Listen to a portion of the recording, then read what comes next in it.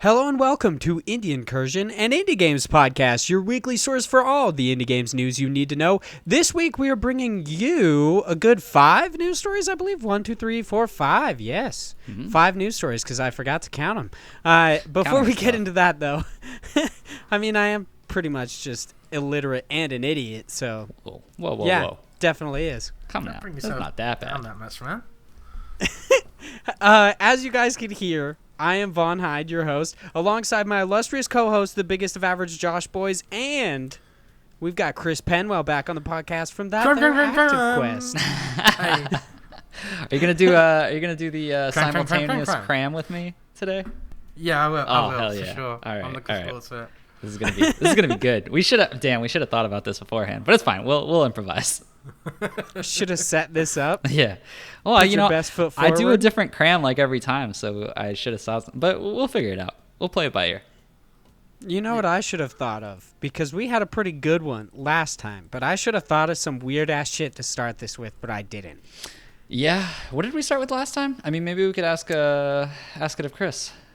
It's about, like, I said some bullshit about your high school stories or some shit like that. And no, that's what I'm talking about. When he was last on the podcast, that was how we got on the topic of smashing your ass in urinals. Oh yeah. But you know what? I've actually come up with a more awkward story to tell you. Oh, nice. Really? Yes, in middle school. Let's hear this. Yeah, so it was one of my first few days in Canada, actually. I just moved. And I was going into the grade 9 middle school class. And I went in. It was some sort of class. And then I made a mistake on the paper or something. And I said to the girl next to me, "Hey, do you have a rubber on you?" Do you have a rubber? I was like, what are you saying? I was like, oh, an eraser. Oh, damn it, shit. She just pulls out a condom and She's gives like, it let's to you. do You're it, big "What?" boy. Jesus. I have a pretty awkward story as well that just proves that not only am I an a-hole, but I'm also an idiot. And I thought about this recently.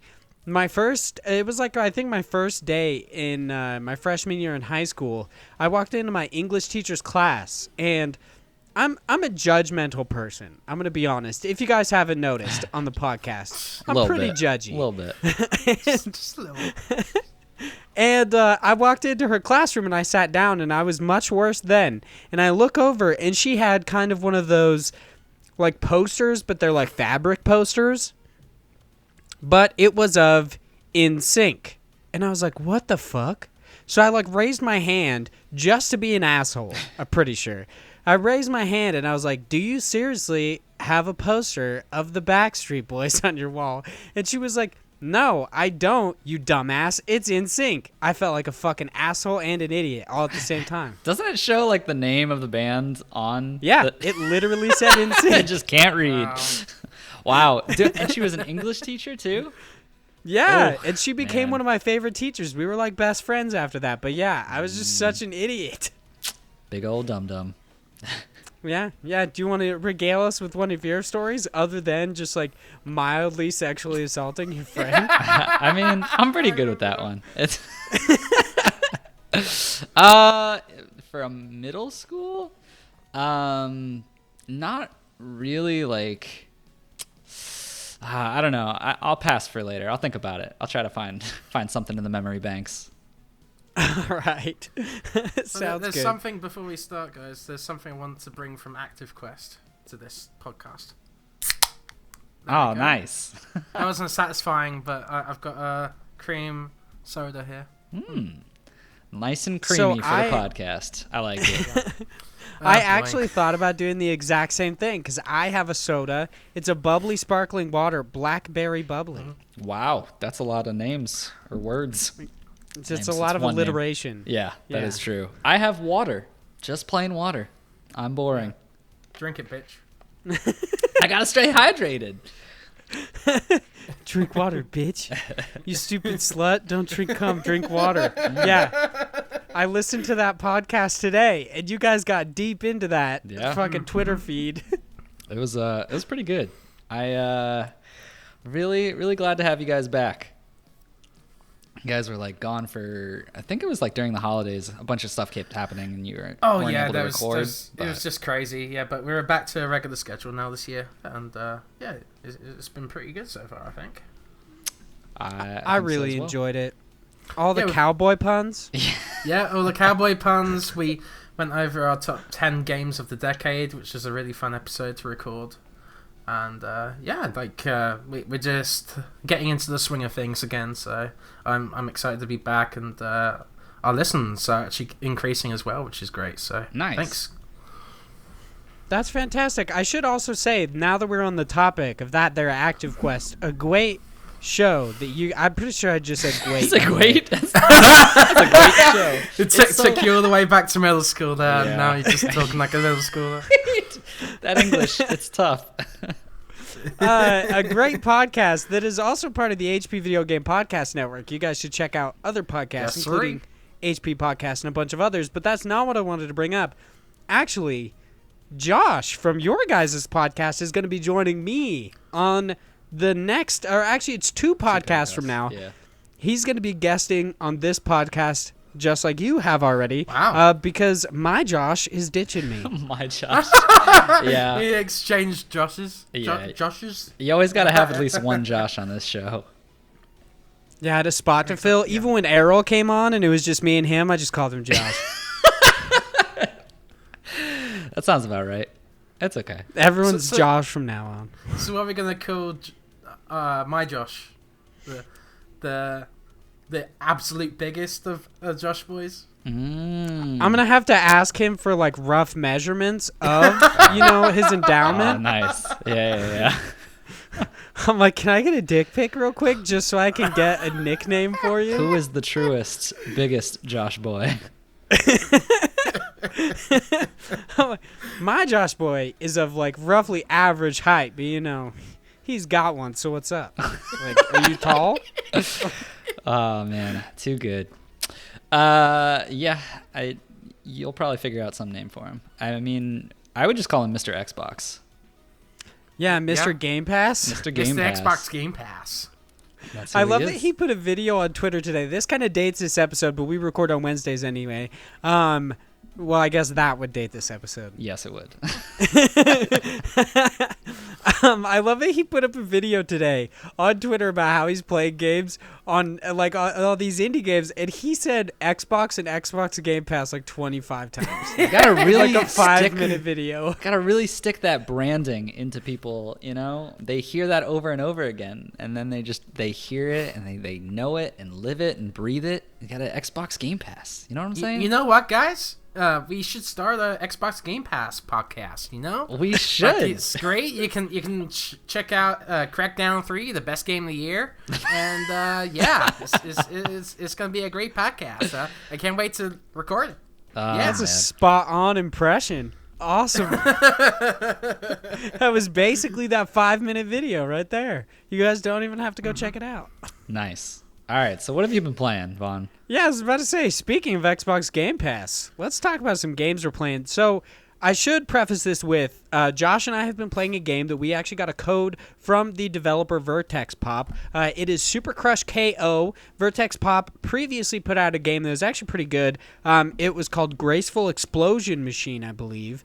They put that one out, I think, in 2017 or 20... Or like early 2018. It was roughly then. But yeah, 2017. Awesome. Super Crush KO is kind of this like arcadey action platformer. It's got, I believe, each level has like roughly 4 to 5 levels, and then there's 4 levels in general. So it's kind of like has 4 levels or areas, and then 4 to 5 sub levels, including one boss. Mm-hmm. So you run through each of these different levels. You try to kill everything as quickly and as efficiently as possible, and then you move on. There's not really much more to it than that. There's no like customization system. There's really, I this is gonna sound bad, but there's like nothing more to it than that, other than kind of like a whimsical story about an alien that looks very much like 02 from Darling in the Franxx, but blue. she goes and steals your main character's cat because she's lonely, and then just like sends mechs to murder you. Yeah. Because you're trying to get your cat back. That's the story. There's nothing super intricate about it. The classic love story. Yeah, woman and feline. Yeah, I guess. Checks out. I've got 2 cats. Great cats. That has nothing to do with this, but just thought I'd say it. I like to talk about if someone my cats. stole your cat, would you, fight a bunch of mechs and save it? Nah, I'm kind of a bitch. Yeah, I'll probably just like leave the cat. I guess you know what it's like now, so you don't have to do it anyway. Yeah, just go get 2 new cats and then put like collars on them that said the same things. Hopefully my fiance wouldn't notice. Nice. I guess in this situation, I'd also have to blind her just so she didn't see them, But so the things you do for love. You'd be the dad who buys a replacement fish when your kid's goldfish dies and just like, nope, that's still him. That actually reminds me of a How I Met Your Mother episode where Robin talks about how her dog died and then turned into a turtle. Like he had this life-changing surgery that kept him alive but turned him into a turtle. It happens. It's great stuff. But Super Crush KO, my rough opinions on it, I have beaten the game. I enjoy it. I'm not going to say I'm good at it. Josh has really shown me that I am not good at this game. But I do actually enjoy it. It's a lot of fun. It can be frustrating in the later levels because they continue to put in new gameplay mechanics and new enemies without actually giving you anything to combat them with other than what they gave you early in the game. So you have to use the same combos and basically all the same moveset that you've had throughout the game. So you should be pretty good with it by this time, but there are certain enemies that just have wildly different abilities than everything else has, and they're honestly kind of annoying. Like there's one enemy that looks like a camel that shoots a gigantic ball of energy that follows you around the screen, and it also has a shield, so you can't shoot it with a gun. You have to beat it up to get it. You have to go inside its shield to beat it up. But I don't know.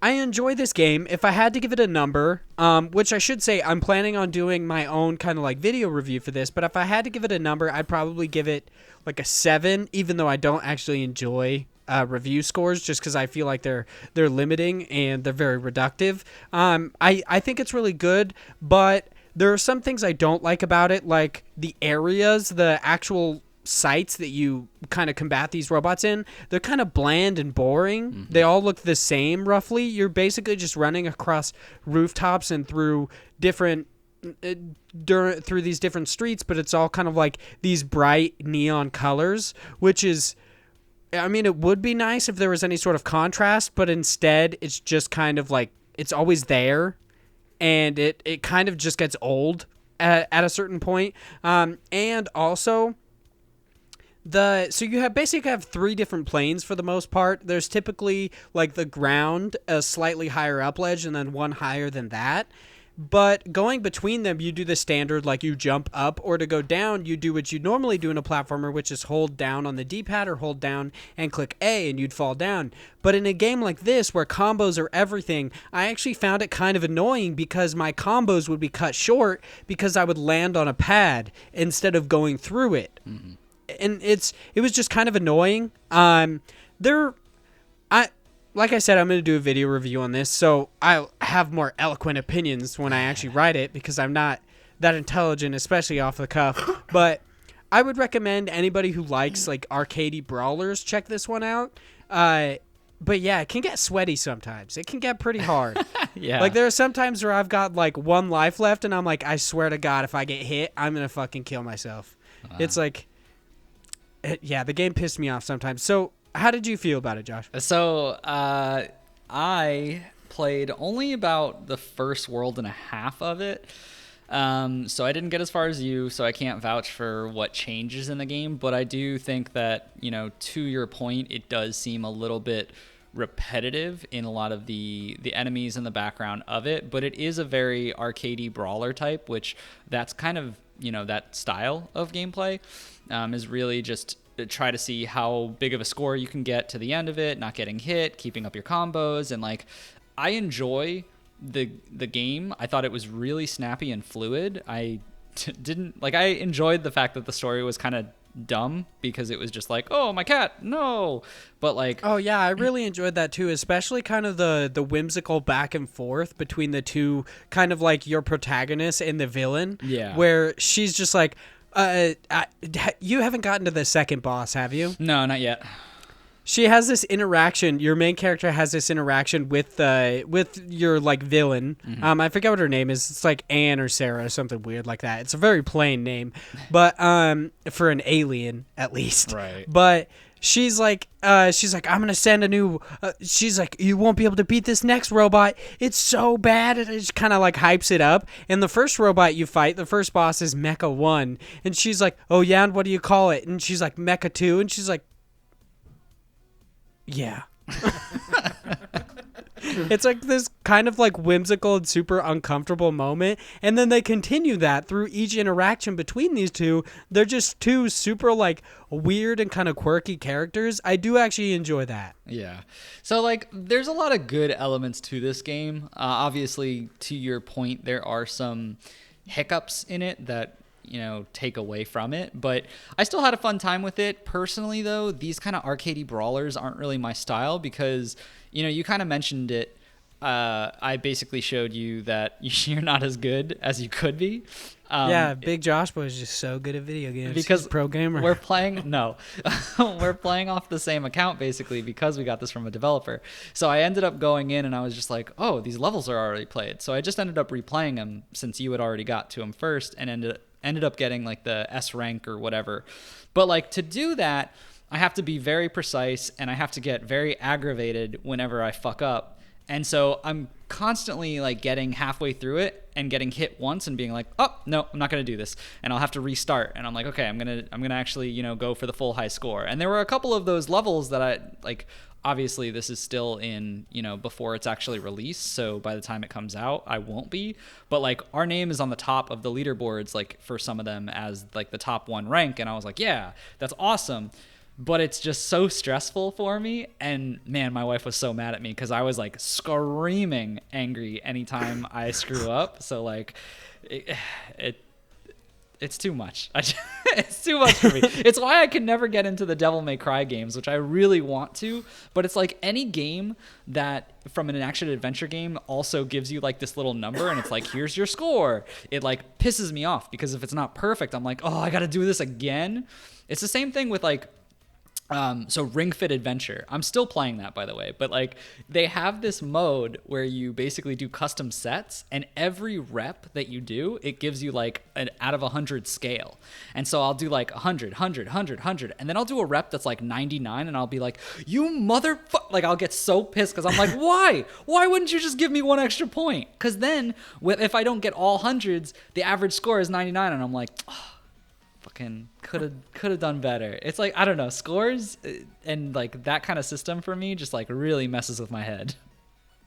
Yeah, I will say with Super Crush KO, I found that the objectives were somewhat attainable with the exception of they knock you. So they have multiple different things. So they have your time beating the area. They have your like standard score based on how your combos were, how fast you killed the characters and everything. And then they also have like your amount of continues, which when you lose all your lives, you have like 5 continues. And then they have the hits you've taken, which also depletes it depending on which one you've done.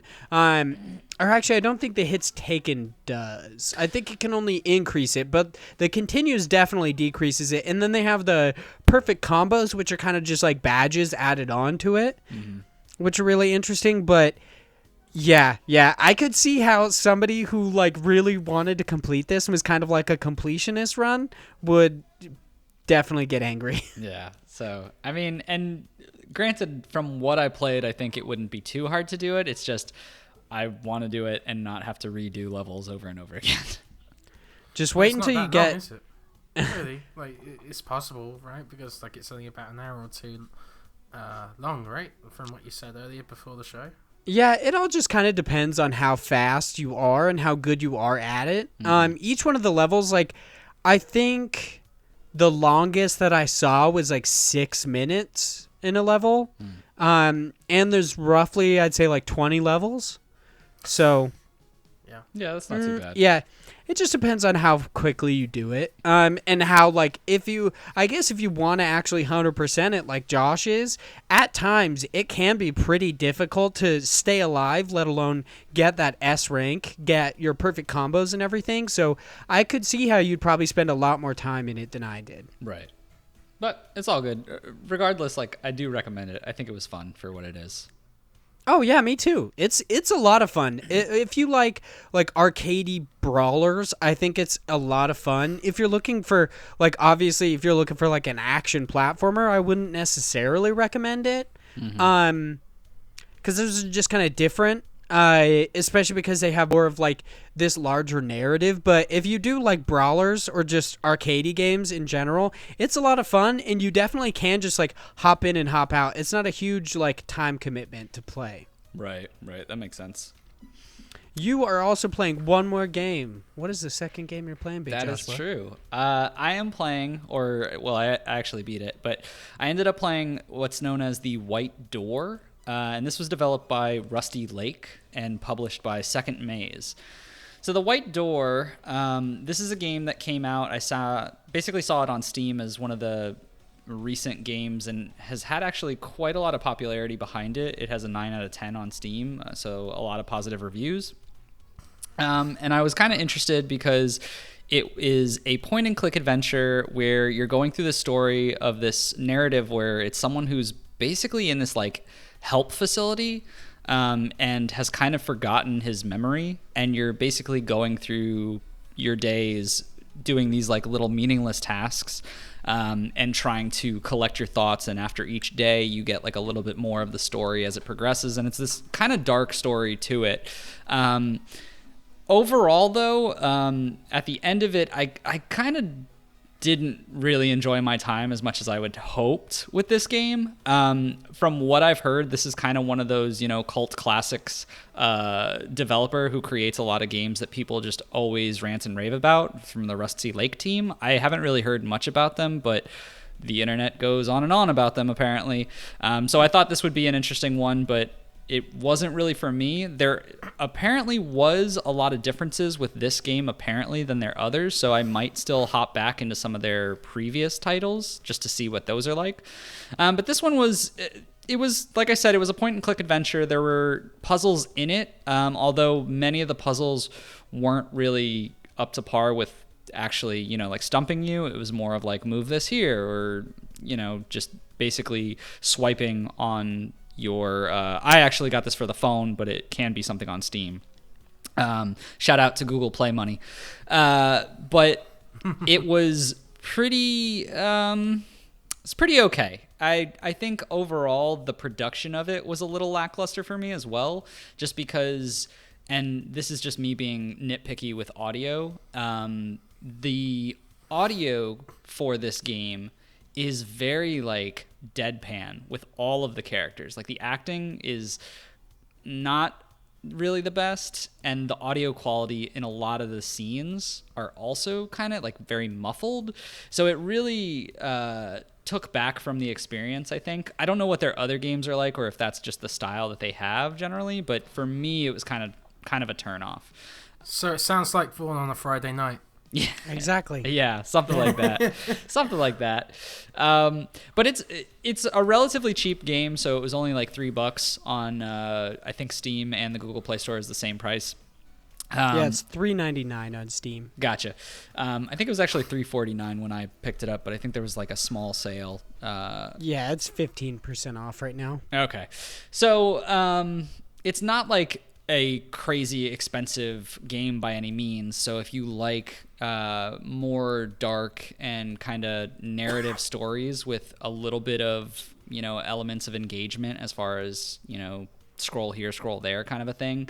I think some people, this might be their jam. For me, it just wasn't really hooking me in any way. But I still think that I'm going to go back and try some of their other titles out and see how that goes, just because one of the things that I saw in the reviews is this is a very different type game that this developer generally makes. So we'll see. I'll check out their others and I'll let people know. Yeah, this kind of seems to be a game about, and this is just coming from me like looking at the Steam page and kind of reading the description, but it seems to have this, I don't know, it seems to, the story is kind of about a guy who's struggling with depression, because it has these very quick, like one note, kind of like one answer, or one word answers, obviously not literally, but he's like, I went to a party, and he doesn't seem to be enjoying himself, and it's all about supposedly returning the color to his world, which is similar to like Grease, which was a story about like struggling with depression and such, which was basically the exact same gameplay mechanic, was returning color to the world. But yeah, it's kind of like that in certain ways. It's a little bit of kind of facing your fears and basically living with very traumatic experiences in your life, which is, I don't want to give anything away because it kind of alludes to how the story goes, but it's dealing with traumatic experiences and trying to basically overcome those experiences in your life. That's kind of what he's going through. But it depends. It might be, like I said, it might be your jam. It might not. I'm generally not the biggest point and click adventure type person anyway, so it might just be me not being into the genre style. all right. It seems like the bulk of our What Are We Playing segment is going to be Chris. Yeah. Chris has played a shitload of games. I have, yeah. I have a bit more free time now, so Yeah. I'm able to play a few more games. First thing, also this comes from the last 2 weeks. So first thing, Avicii Invector. I did get review code of this from Wired Productions for Active Quest, so I'll just be a bit brief about this, because I've already talked about it there. It's a music rhythm game based on the works of Avicii, and it kind of like its art style and its graphics kind of look similar to the album art of his stuff. It's kind of interesting because there's 3 different modes of how you play the game, like throughout the level. So one, which is my least favorite, is the free plane style of the game. So imagine Guitar Hero, but you're on 3 different sides of a triangle. And to me, like I found that a little frustrating to play, because I had to play it on beginner mode, because what they do is there's different notes on different sides of the triangle, and because of how busy the environment is, which is pretty, by the way, but it's just super busy and you can't really see much on the screen because of it, so I found it tough just to see all the notes when they're on different planes. Second style is kind of more your traditional music rhythm kind of segment, where you're jumping off like different sections of the bridge, I guess, and it goes to the beat really nicely. It's really cool. And then the third part is a free flying kind of section. Like you're on this spaceship, right? So you're just flying around through different rings to the rhythm of the beats. And I love those segments too, because it's a natural kind of segment to when the music kind of breaks down into like a quiet moment, and then it kind of rises up, like in many of the music of Avicii's kind of like genre of music. I love the tracks; they're fantastic. Each one is a banger. That's right. Sorry, it's a big old banger. Yeah, like, and I really love the music throughout the way, all the way through. So I would recommend Avicii Invector. But the big thing for me is the difficulty in trying to find the notes, and when you're playing a music rhythm game, that's kind of important. Undertale from Toby Fox. I finally played this game and I love it. Wow. It plays with your expectations, and it kind of makes fun of the RPG kind of like cliches. So for example, like whenever you go to a shop or something, you expect to sell your stuff, right? but the shopkeepers are like, I'm not taking that stuff. I'm not going to make any money out of that. Stop it. No, I'm not. You're not selling anything to me. So that's one twist like I really like in Undertale. And the story takes like really unpredictable kind of like directions, and I truly love Undertale, and I think everyone should check it out on Xbox Game Pass on PC. I actually almost played it on PC like over the weekend, and I went to go click on it, and I double clicked on it, and then realized it's on the wrong Steam profile, and it was like, you have to ask this guy for permission, and I was like, nah, fuck it, I'm not gonna play this game. Dude, play it. You really have to play my it. games. It's a pretty short game. If you do the one playthrough like I did, but there's multiple playthroughs that I won't spoil because I had that kind of element of the game spoiled for me. So just stick to the one playthrough, play however you want, and then go from there. And also, Undertale has one of the best final bosses I've ever seen. Like, there's such a good setup.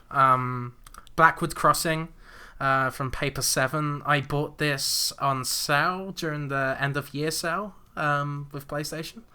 And I found the story really emotional. It hit the right kind of like feelings throughout the whole game. But to me, the game itself is just bad, I think.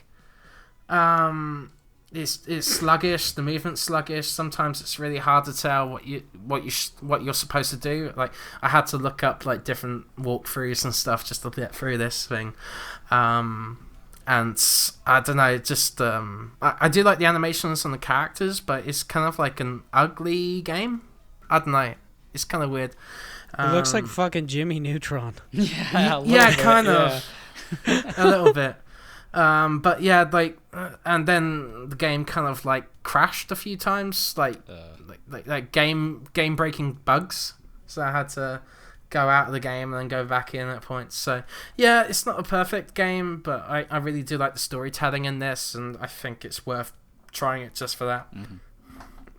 Splatoon 2 from Nintendo, of course. I just got this game, and I've been enjoying it quite a lot. If you don't know what Splatoon is, it's kind of a spin on the third-person shooter, where instead of like killing other people, you're filling the venues or the stages up with as much paint as possible for your team. So it's kind of like a paintball match where like you're trying to gain spaces for your paint, so like whoever has the most paint on the map wins, right? So it's kind of interesting, and it's a different spin on the genre, and I've been really enjoying that. I do wish though that there are more things to unlock every day, because what it does is that it rotates the items you can buy every day, which it makes you want to play it every day for sure. So I get that, but at the same time, I just wish there was more stuff available for me to buy. And I've noticed also there's some items that are exclusive to certain events before, so that kind of bugs me too. I just wish I had the ability to buy stuff, or you know what I mean. But I guess that opens a can of worms that they don't want to do. Those are mostly cosmetic items, right? To make your Inkling look different. Yeah, they do make your Inkling look different with different shirts and stuff. And dude, like, Nintendo should start like a designer line or something, because this stuff is really good. It's really good clothes in this game. It's very stylish, and it represents that Tokyo kind of look to it, so I don't know, I'd buy some of that from their line for sure. Hollow Knight by Team Cherry. I finally played this game on Xbox Game Pass. I know. You didn't really want to lean into that one? Yeah, it's just a little bit. He's like... No, it's just a bit overblown now. Yeah. But Hollow Knight, I love the atmosphere of this. I like the Metroidvania elements. I've already noticed, like, I have to go back here once I get a specific power or something. And I love the fact that it doesn't really guide you to where to go. It kind of just like lets you free and just explore the world. So yeah, I'm probably going to give this more of a shot on PC. and see where it takes me. It'll Have probably you get too met- difficult for me. Coral yet? No. Ah, dude, best part of the game right there. I literally just started it today. Oh man. Oh shit, you keep gotta play playing. more. Yeah. Yeah. It's Yeah. such a good game. I have it. I have multiple different copies on multiple systems, and I'm at different points in the game on each one. Right.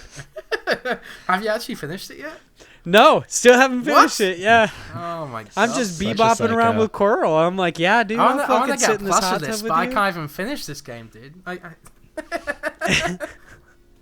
What a psycho. Oh my god. Yeah, I have every plush Yeah, that they put out. There's not enough buttholes and urinals for him to really enjoy this game. Oof, that's a deep cut. That's my classification. And then the last game I've been playing is Slay the Spire. Did by you- Mega Crit Did you Games. set these 2 last games up because I feel we're like the he hosts did. here? Yeah. No, honestly, dude. Like, I just saw them on Xbox Game Pass, and I realized, hey, I should actually play these games because they're available to me. And I just got a Kingdom Hearts themed Xbox controller, so I wanted to play some games with it. So it was just a coincidence. I gotcha. Well, I want to hear your thoughts on Slay the Spire.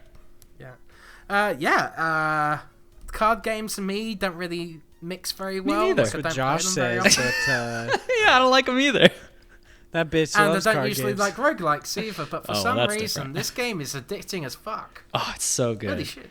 Like, I love the mechanics, I love the deck building aspect of the game, which was my favourite part of Hearthstone, by the way.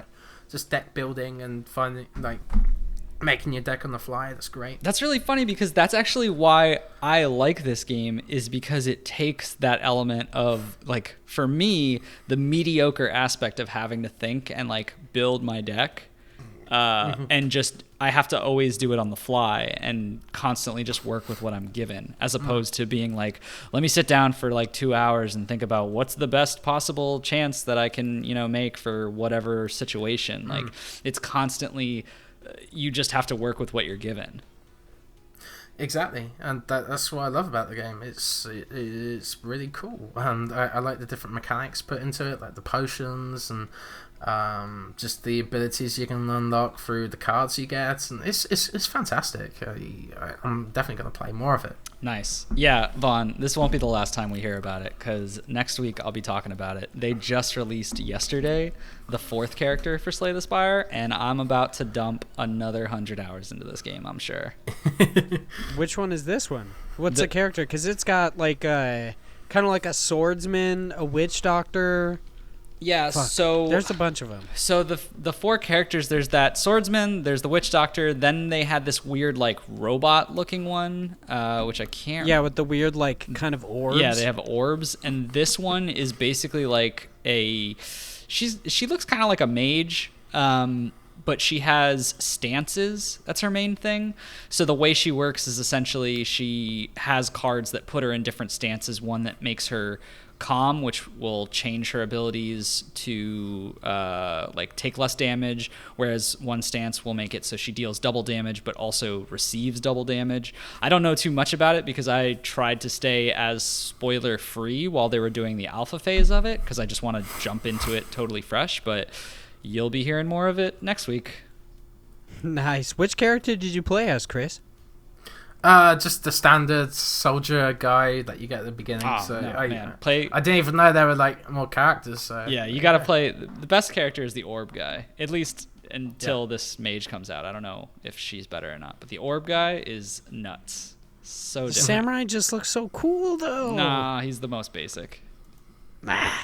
It's because you're good at video games. Shush you. Is that the reason why you can't beat Hollow Knight? Is because you're not good at video games, Vaughn? Yeah, I feel like I've talked about this before. Is that that's not even a joke. That's actually why. It's because I'm not good at video games. That's why I don't finish many video games. It's because I get halfway through. You just need to hook up that Game Shark and have a go at it, man. Just start putting. You're like, how do I get some fucking cheat codes in this? Maybe. That's actually why I haven't beat Celeste either. It's because I'm really bad at it. I mean, you could put it on the baby mode. Yeah, but I feel like a bitch if I did that. I mean, yeah. like I'm not going to argue with you there. All right. I think it's about time we hopped into some news. Our first news story is over on Polygon. It's written by Patricia Hernandez, and this is a long one. So strap in, fellas. This is the truth is that many games are held together by duct tape. Last week, Dicey Dungeon creator Terry Kavanagh, I think is how you say his name, but I don't 100% know. Let's go with it. Yeah, Terry Kavanagh, let's go with that. Celebrated the 10th anniversary of an earlier game at... How are you supposed to say this? V6. Okay. Nope. Are you really supposed to say V6? I mean, no, but that's what people say it for short. But you can't, yeah, All right. The actual title would be like VVVV. Or if you're really lazy, you could call it W3. Nah, I'm just going to call it V6. Like a V6, like a V6. Exactly. We're definitely going to get copywritten now, like a copyright strike or okay. something. Just from that. It was so beautiful. It's just a spoof. It's a spoof. It counts.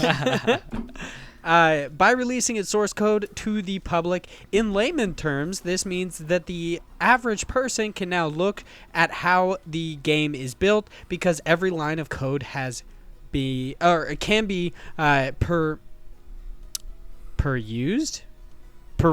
I'm such a dumbass. It's perused. This isn't the sort of thing that happens often, but that metric alone, the value of releasing this information is immense. People can learn from it or improve it. Some of the responses to V6's source code has been horror, as onlookers pick apart things that could have been written better. Kavanagh maybe foresaw this in his blog post announcing the release. He admits that V6 is not a technically sophisticated game, but even by the standards of self-taught indie devs, it's kind of a mess. I love that he even calls his own game a mess. I mean, he's like, yeah, it's not good. I didn't do a good job. He knows. I mean, he doesn't want to lie. Especially with everyone picking it apart. Like, you're not going to just release it and be like, this is the best ever. Don't hate me. That's a good point. There's this misconception that coding is by nature elegant and sophisticated. Because after all, it's kind of like writing logic, isn't it? Don't they call it computer science for a reason?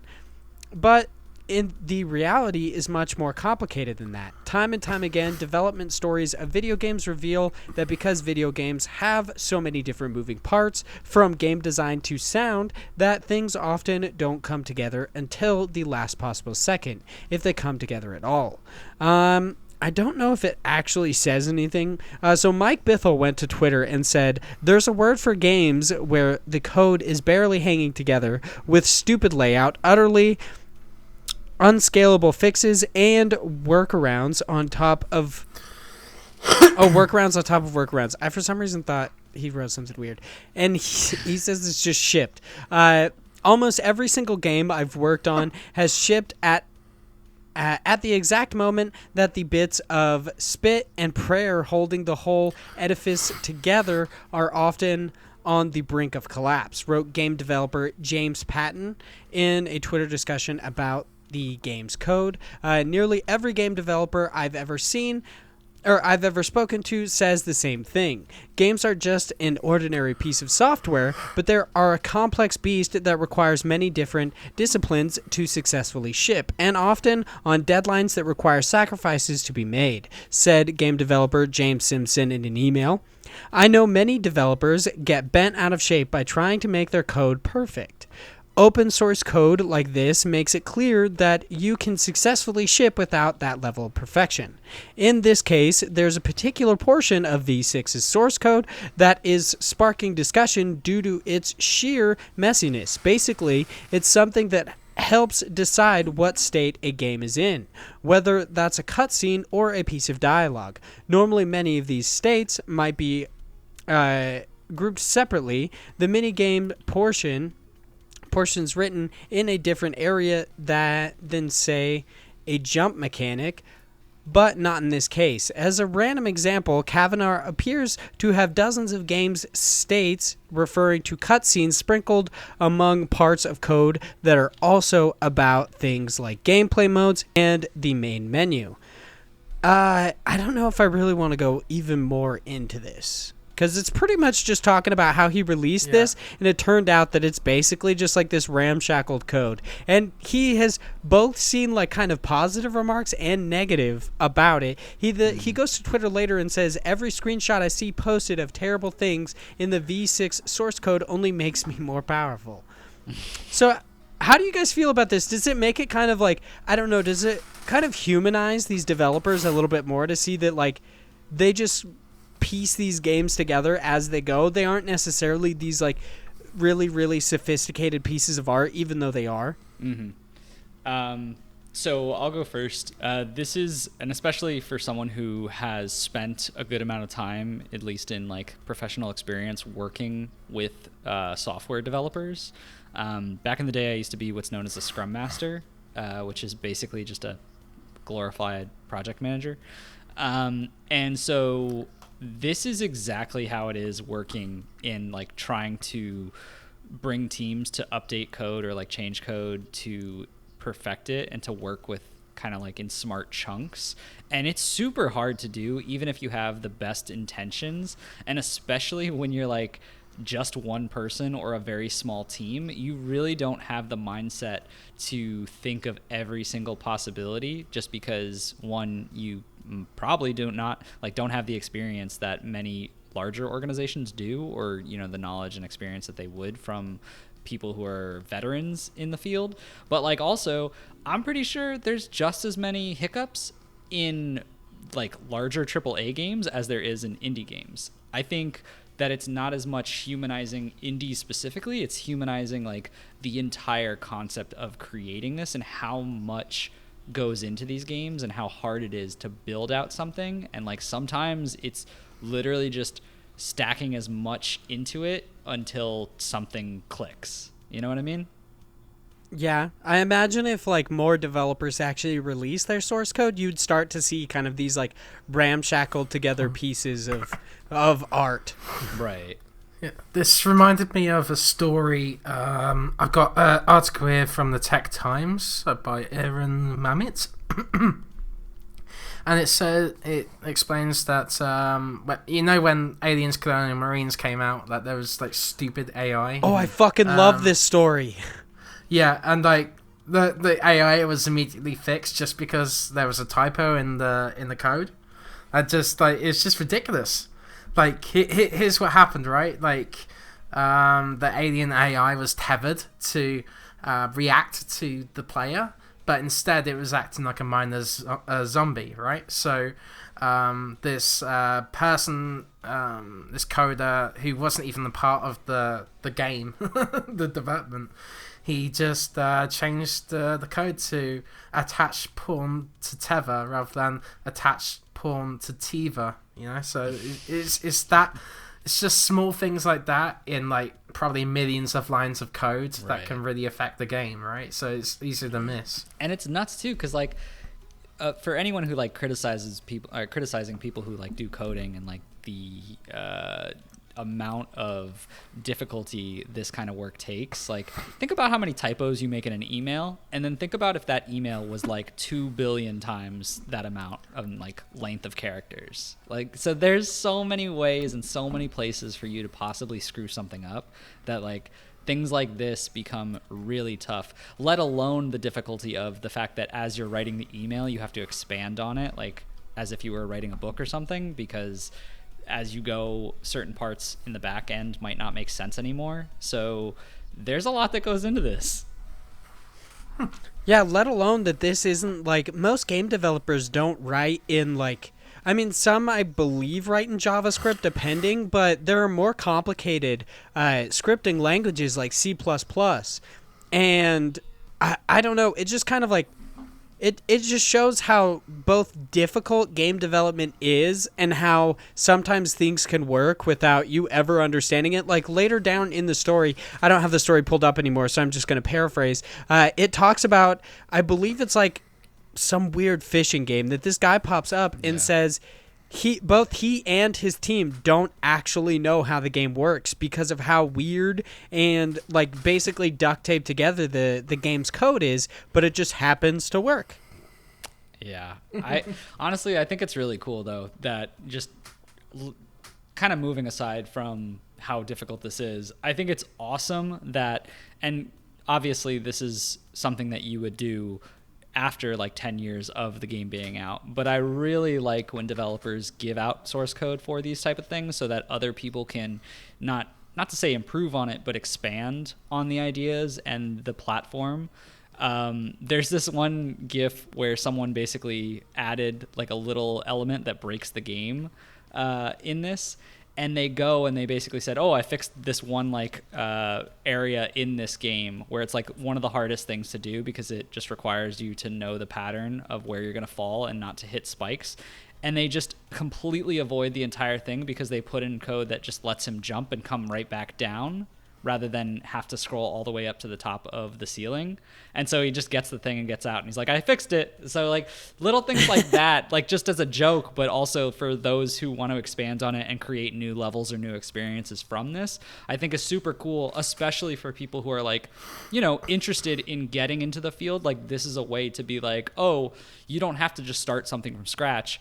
Try, you know, creating levels with this game, see how that works. Okay, you figured that out. Okay, you know, try to do other elements, you know, that might be something different and something your own, or build upon that to create something that's impressive, or just to give yourself that knowledge. I think it's really, you know, unique of an experience that most developers would not do just because they don't want to give up their source code because that's, you know, essentially their game and that's their IP. But like, it's something that for indie games, you can do because it's not as big corporation held behind, you know, their gated like, no, we won't give this away. So I just think it's really interesting and cool that they're actually doing this in general. Speaking of cool things that developers are doing, our next news story is on Polygon. It's written by Patricia Hernandez, and it is Dev says games started selling 400% better on Steam after releasing Torrent. When top-down shooter Danger Gazer released on Steam earlier this year, it didn't make much of a splash. A week later, the developer, and I do not know how to say this guy's name for the life of me. It's a cool name. Shota Baba Hickziz. Yeah, I was like, I read it and I was like, Bobo K. Hydesy. I don't know. Bobo K. Hydesy? Bobo K. Hydesy. Dude, maybe that's right. That sounds... I don't know. That sounds I like legit. it. It really rolls off the tongue. You know what I'm saying? I'm just going to say Shota, like we're friends. Good old Shota. I know this person intimately. Shota uploaded a torrent of the game, of the title on Pirate Bay, noting that there's no catch here, no Steam-only features, just the fully functioning game. In return, they asked players who liked the game to consider buying it at full price. Shota, because I'm not going to try to say his name, told Polygon that they estimated the Gambit resulted in 400% of sales increase. You can see it in the Steam reviews of the game, where people note that it became an instant purchase the second they say that the developer released a torrent for players who couldn't afford it. The game itself is not my cup of tea, but I'm happy to support the dev, one reviewer says. Shota told Polygon that they're empathetic to players who, for whatever reason, can't afford the game. I grew up, not I blew up. I grew up in pretty much... That was much different. I blew up. I blew up. I grew up in pretty much in a situation where piracy was the only solution and way to obtain newly released software. That was Shota, by the way. There are many individuals in such positions. I didn't want to say the name, so I was like, can't really go with it. There are many individuals in such positions, those who can't afford to buy, but eager to support in other ways, but be in word by mouth, sharing around social media, or even a simple fan email sending their positive feedback and appreciation. They note, Shota continued, they note that while game development is a solo venture for them over the last 4 years, it's harder than ever to get players to know about smaller titles, which is part of the reason Shota took this time-tested route. Every little helps. Interesting. They said, In addition to claiming the 400% sales increase compared to the release date, Shota says that Danger Gazer is now also on double the number of wish lists than it was before. And it didn't stop there. Some kind individuals went out of their way to donate more than twice as much than the game costs, which is $9.99, and received countless emails from all the people who showed their support. I'm thankful that my message was clear, and thankful for all the support. How do you guys feel about this one? I mean, this is kind of a weird thing to ask, but have you ever torrented a game? No. Ooh, who's gonna go first? He said no. Oh, he has not. I mean, I haven't personally, but I've gotten a copy from someone who has before. But to their point, that was something that ended up happening. Was I played the game and realized I was like, oh, this is really cool, and then ended up purchasing it after. So like, I can totally understand the sentiment of what they were trying to do here, and they're right that a lot of it is really just for smaller titles, getting their name out there first and then worrying about, is every one of these being purchased kind of a thing. Yeah, I remember my interview with Mario from Pixel Dinos, he said pixel art is really hard. Developing a game is really hard, but the thing that's the hardest is actually kind of doing your own marketing, because it's just not something that comes naturally to some people, and also there's just exposure so hard to get.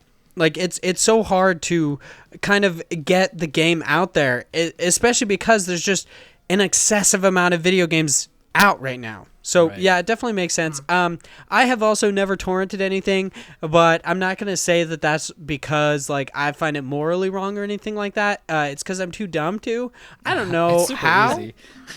So yeah, 400% sales increase though. That's freaking crazy. That's insane. Yeah, that's really. But good. Also, it's really hard to show up on Steam. There's 40 or 50 games that release every day, and most of it's shit.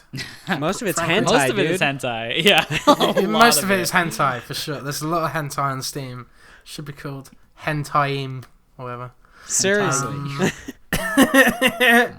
Yeah, honestly, if someone made a platform just for hentai games, I think they'd make a lot of money. I'm surprised you didn't go with steamy hentai. That would have been great. It's a good one. Yeah. That's why you get paid the big bucks. That's why you're the biggest of average Josh boys. Oh, why thank you. Among other things, But another thing I'd like to mention is that Rocket League became a phenomenon just because it became free on PlayStation Plus. Mm-hmm. Everyone was playing it there, and then everyone realized, oh my god, it's a huge game. I should play this with my friends and all that. And now it's one of the biggest sellers out there just because of its availability on Plus and the marketing they got from word of mouth, right? So something like this, it can help. Just depends on what the developer wants to do and how they want that game to be out there. Yeah, it's all this it kind of ties into one of the articles we're going to talk about in just a little bit, but this is kind of the entire idea behind why Xbox Game Pass is not only a good value for people like consumers, but actually kind of a good deal for developers, because it's just free games. People hop in, they try it out, and then it's very possible that they'll recommend it to their friend who will then buy it, or they'll buy it themselves because they realize that they want to support the developers. It's really interesting that giving something away for free can end up making you money in the long run. It's kind of like music nowadays. It's so accessible to get on Spotify, but think about those people, those fans who are going to be listening to that every day, or will be playing a game every day. They'll go to the concerts, they'll buy the merch, they'll do all sorts of stuff, right? So I think that might be a good thing, just to have ease of access. And if you want to put in DLC or whatever like that, then that's a good thing too. Yeah. Speaking of some good press, shit, dude, all of our news stories today are from Polygon. Almost. I just realized that. Well, at least these three. Yeah, Owen S. Good writes, Game Studio makes supporting Australia as easy as buying a game. The studio and indie publisher Crytivo from the Universe Sim will be donating proceeds from its sales for the next 2 months to support wildfire relief efforts in Australia. Through February, the company said that 100% of revenue from its own online store and 30% of Steam sales of its game will go toward rebuilding lost homes, paying firefighters who are working overtime, and environmental cleanup. The bushfire season in Australia, exacerbated by climate change, bringing drought and record high temperatures, has burnt an estimated 41,000 square miles, destroyed almost 6,000 buildings, killed 28 people, and ecologists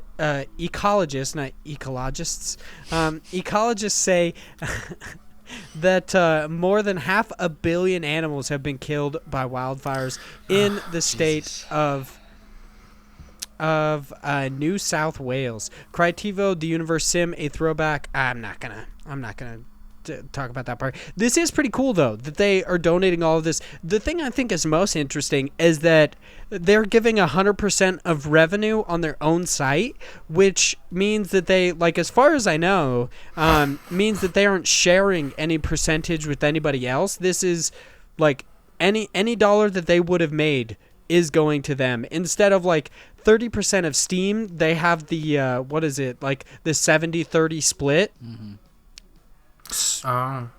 So on Steam they'd make a much less amount versus on their online stores. So I could actually see a lot of people like saying that they would basically do the opposite, like, 100% of our sales on Steam will go to them because they're going to make less money on Steam anyway. Right. But I should also say that, like, do you know how why? often do you go to a developer and like buy it off of their website? That's what I was gonna say. Is like the pessimist in me. This is such a good idea, and I'm really glad that there are people who are, trying to support what is terribly happening to Australia. But the pessimist in me says they definitely did this because the majority of people who do this are gonna go through Steam. Yeah. After I said it, I was like, yeah, it actually makes sense. They're probably going to make like less money on their online stores, so in the end, they're still keeping the larger bit of revenue. But even then, like, I don't want to speak ill of this because it's amazing that they're doing it at all. Exactly. Here's the even bigger pessimist in me. This is an early access game. And I'm happy that money is going towards the relief, but I think the developer's going to really get something out of this because I've never heard of this game before. It's getting press. Oh, for sure. And people are going to be playing it and talking about it. I just saw 151 recent reviews, so it's getting out there, and to really get your game out and people talking about it. I think this is a smart move for them once they do the full launch of this. I think, yeah. Yeah, it's obviously not, nothing for nothing. They're definitely, they definitely have their reasoning behind this. But I do, like Vaughn kind of pointed out, I do think I don't want to talk as much of pinning this a negative paint. Oh, no, this is great. Yeah, exactly. It's just like they obviously... It's win-win. They get more people into their ecosystem to give them feedback, to get, more of how do we progress our game. And then at the same time, they're giving that money to people who are needy. Yeah, exactly. Did you guys hear that? Jesus. What's going on? What the fuck was that? I don't know. Some people are getting sounds like someone's having a good time. My God. I like how none of us, all of us are like, did you hear that? Thinking it was somebody else. Definitely me, dude. So I have the thinnest walls in this apartment. Like, it is awful. And so anytime people come up the stairs, you can like hear them like really talking. And sometimes the weirdest noise like that, like people are just getting like attacked out there. I don't know what it's a crazy world outside my door. I don't know what's going on. I could never live where you live. I mean, in general, just because there's a lot of alligators and snakes, but I could never live there in your building because, like, the other day I got so little sleep because I'm so paranoid about home invasions that my upstairs neighbor was doing their laundry at like they just had like the washer running overnight kind of a thing, and I kept hearing it and waking up, and I was like, "Is there somebody there? Who's there?" Yeah, you would, man, you would be so upset living in where I live. My wife gets like little to no sleep on the days that our neighbors just decide to be like extra loud. And I don't know what it is. I think it's just we got this new guy who moved in, I think, and he must be playing something like video games or something, because it's just like late at night and he'll just like start screaming and then it'll stop. And then he'll like start screaming again. So I'm like, maybe he's playing Super Crush KO, you know? I like how you went to the nice place, and I'm like, maybe he's a murderer. Nah, that's Maybe too many it's not murders him in a screaming. row. You can't get away with that much. I guess you never know. Speaking of never knowing, our next news story is actually on Nintendo Life. It's written by Ryan Craddock. Dude, just seriously, like, Liam Doolin isn't the only one who writes for this site. Ryan's amazing. stepping up to the plate. Jesus. Untitled Goose Game composer on struggling to process the game's huge success. Untitled Goose Game's September launch was a pretty unusual one for an indie game, not least because it was gathering as much attention from fans and media, if not more, than major releases appearing at the same time. After initially releasing and excelling on Switch and PC, the game soon took flight on PS4 and Xbox One. It's since been confirmed that the pesky goose has shifted more than 1 million copies, which we actually talked about, I believe, a week or two ago. Mm-hmm. Untitled Goose doing his thing. It's good, doing good stuff. After it had passed just 100,000 sales, the game's co-creator Nico Dieseldorp, something like that, said that the studio can go on and keep making games as long as we like now. We can only imagine how the team must feel now that the game has achieved 10 times that figure, but composer Dan Golding has touched upon the surprise and bewilderment its success has placed upon them. Here's what he's... he was talking to GamesBeat and said this. It was this weird. Several stage... what? I don't know why I'm reading this so weird. It was this weird. Several stage process where for the first few days. Why are you having such a hard time with this? I swear this is like a weird way to say this. I'm sorry. Almost do the you want first. to take over, buddy? I got it. Don't you worry. Okay. You got it. I believe. Almost the first whole week, we're like, yeah, cool. People like this game. That's great. It's getting good reviews. Then I remember one morning, I woke up and Chrissy Teigen had tweeted out a photo of her and John Legend buying the game and was just, I have no frame of reference to understand what's happening, and I still don't. Really, it's just been kind of weird from then on out, which I also like that he immediately points out the like Chrissy Teigen and John Legend thing. And I remember like people talking about this, I think on GameSpot permission. After Dark. Yeah, she was like, can I get this game? Gotta get permission first. Some weird shit going on there.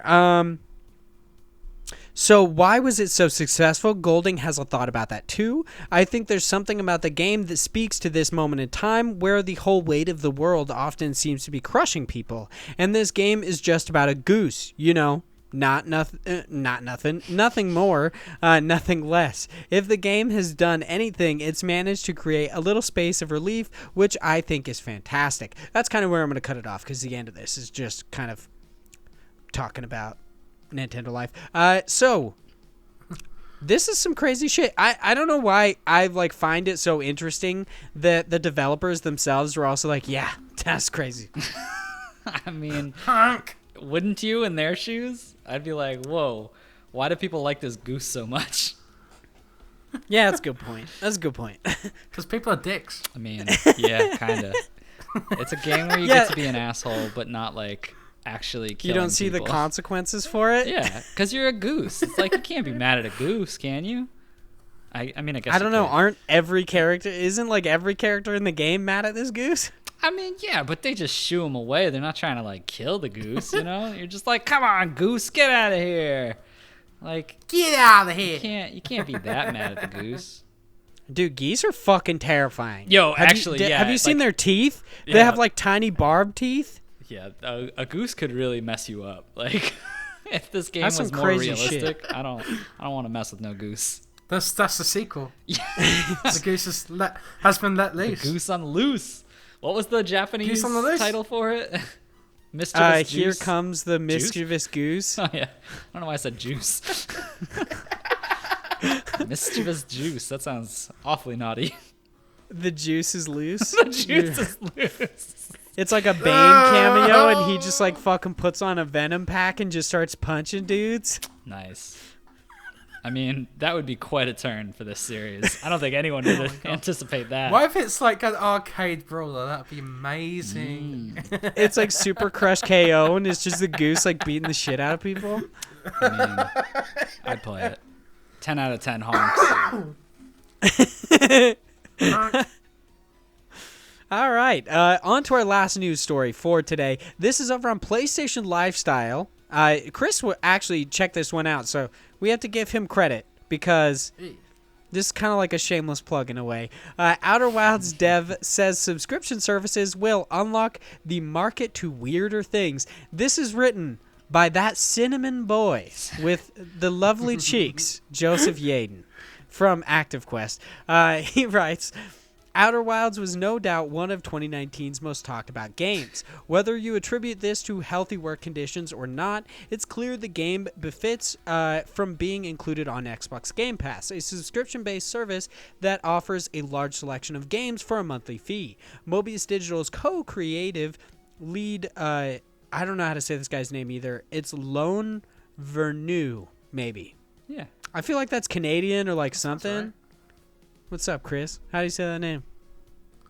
Let me see. What is his name? Lone Venu. Yeah, Renew. yeah. Yeah, that sounds All right. right, cool. I got it right. I had to like go to my resident Canadian and ask him how to say this name. Don't judge me. I'm not on the wrong side. I'm on the right side. So I see. Who also prides Mobius Digital on it's like in a way being racist against other Canadians. I mean, no, it's just the West is is Canadian a best, race? That's why I said in a way. In a okay. way. Ah, I see. Jeez. The old You want to debate Canadian semantics? race. Maybe. I mean, yeah, I'm down. I like my poutine though, so I might be wrong. I also so I was thinking about threatening violence a second ago, and this reminded me that on your episode of ActiveQuest where where Joseph said he was going to like go and track down Josh and kick him in the nuts because of something. No, I think he was threatening Chris, wasn't he? Wasn't it something about some game? Oh, what was it? Yeah, it was because you were saying some game was boring. You were doing your yawn bit. Fucking Red Oh, Dead. you dude. said Red Dead was boring. God, they You said had he was me. gonna kick They you in the had me like balls. sitting there for like 25 minutes, like twiddling my thumbs. I'm like, fucking enough of this cowboy bullshit. It's Let's true. go on with the real stuff. Hot take. Game sucks. Yeah, it does. Really? Damn right. I don't know. I've never played it. I'm just going to keep saying Oh my god. All right. Who also prides Mobius Digital on not crunching, feels that subscription-based services will have a positive impact on the game industry and evidence by Outer Wilds inclusion on Xbox Game Pass. And this is a quote. We're on Xbox. And it's been really awesome because I think it's brought a lot of players to the game who would not have known about it otherwise. So I think that's been a good shift. The same way it's changed the TV and movie worlds, the subscription system is also going to impact the game industry very significantly. We're starting to see that and starting to see it may be unlocked, or it may be unlock. What? See it maybe I'm just so fucking stupid. See it maybe unlock the market to weirder things and more original things that would have been more risky beforehand. This isn't I don't mean to insult Joseph in any way by this, but I'm gonna cut the article off there because that's kind of what that's what the developer said. The rest is kind of talking about how PlayStation also has PlayStation Now, because of course you have to relate it to PlayStation in some way on PlayStation Lifestyle, which will soon take a larger role on the PS5. And they also talk about how awesome it is, for the most part, that Mobius Digital is a no-crunch studio, and how other developers feel the exact opposite, how crunch leads to better games in a way, seemingly. But I disagree there. yeah, same. How do you guys feel about subscription services? Do you think it's going to lead to this kind of like promised land of video games? Promised land? I don't know. Well, I guess just like a newer, weirder view on video games, similar to like how indie games made games weirder because it's just this pure expression of like these artists. I think it's needed, honestly, because Steam is just overloaded with all these hentai stuff now. So I don't know, dude. Like these games need to stand out more, and like if there's a possible audience for them, then these streaming services can be a great thing for them. Yeah, I don't know about unlock to weirder things, so to speak, but I think this is the general direction that we're going to see over the next couple of years, and like the expanse into what the gaming market looks like. I think Xbox has really paved the way for a lot of services that we're going to see that are already coming out now, kind of like the Apple Arcade and things to that nature of, hey, pay a certain subscription fee, you're going to get your game on there. And I don't know the back end of how these work. We've talked a little bit about this before, and I really wish I did know more about this, of like how they're as far as like a developer is paid. How they're compensated? Yeah, how they're compensated for their game during that time, and whether that's based on, some kind of fee of, how many people download it, how many people play it, whatever that might be, or if it's just a flat fee of like every month you get this certain amount for being on our service.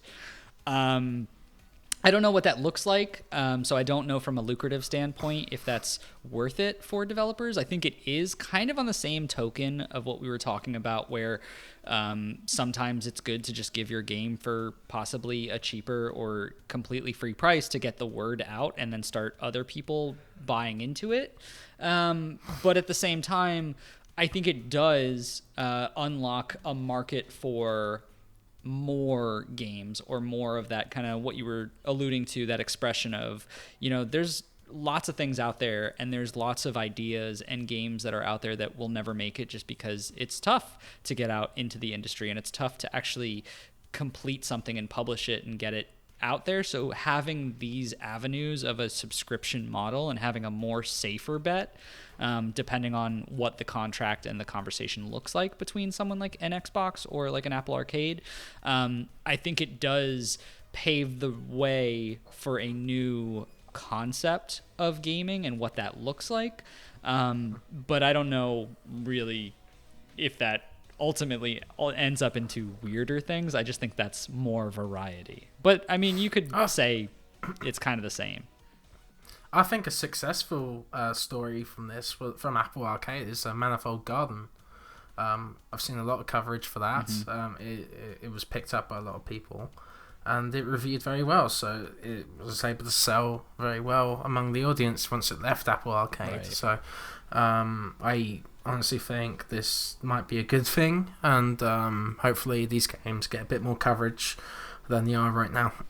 It is weird though, because like you think about these type of services, and it comes to like, at what point do we say, or do people say, I don't want to buy a game because I could just get it on a certain service? Or like, at what point does it become so saturated of services, so to speak, that we then get into this kind of consumerism where no one really buys games piece by piece anymore, and instead it's more of just that service based, I'm part of this one, or I'm going to be a part of two of them, kind of like the difference between like a Netflix and Hulu. Like, I don't know many people that buy movies anymore, or buy like actually watch TV.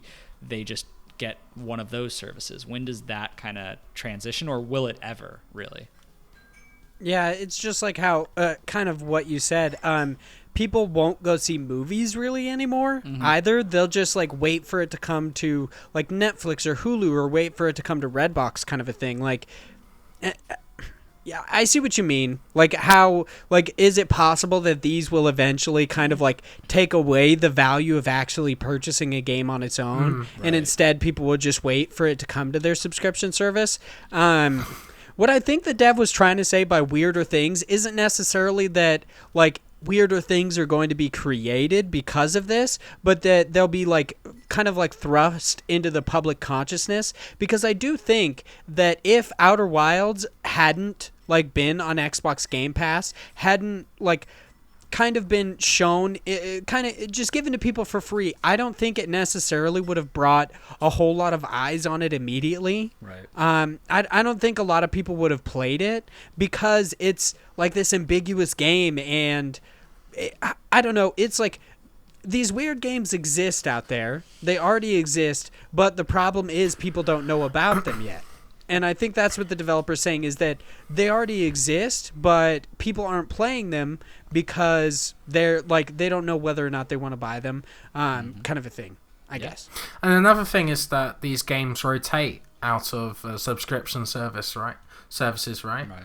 So, Zeo Drifter, for example, it might not be on Xbox Game Pass anymore. So people want to buy it, after they've tried it out. Yeah, especially after this kind of like boom of coverage that happens. Like right when it comes to Xbox Game Pass, then it might leave and people see this coverage and they're like, shit, this game looks awesome. Yeah. I need to get it. Maybe. Yeah. I mean, I'm just waiting for them to put it on PC and get off just Xbox for their Game Pass, but, whatever. Yeah, that is so weird. The kind of, I don't know, the separation of the two, how they have Xbox Game Pass and then there's the Xbox Game Pass on PC that has different games. We've talked about this before, just how weird that is. Mm-hmm. Yeah, I don't know, because on one hand I would think that it's because of like the Epic Game Store and exclusivity on the PC, but I'm pretty sure the Outer Worlds was also an Epic exclusive and that came to Xbox Games like PC right away. So I'm not really 100% sure. But I guess that's also developed by a studio that's owned by Xbox now, so maybe that's why. Yeah, I don't know. But now that we are through our main news stories, it's time for us to hop into News Cram. Cram! Wow, that was a combo cram. Yeah, Cram. I like it. That was like the Nickelodeon theme right there. Cram.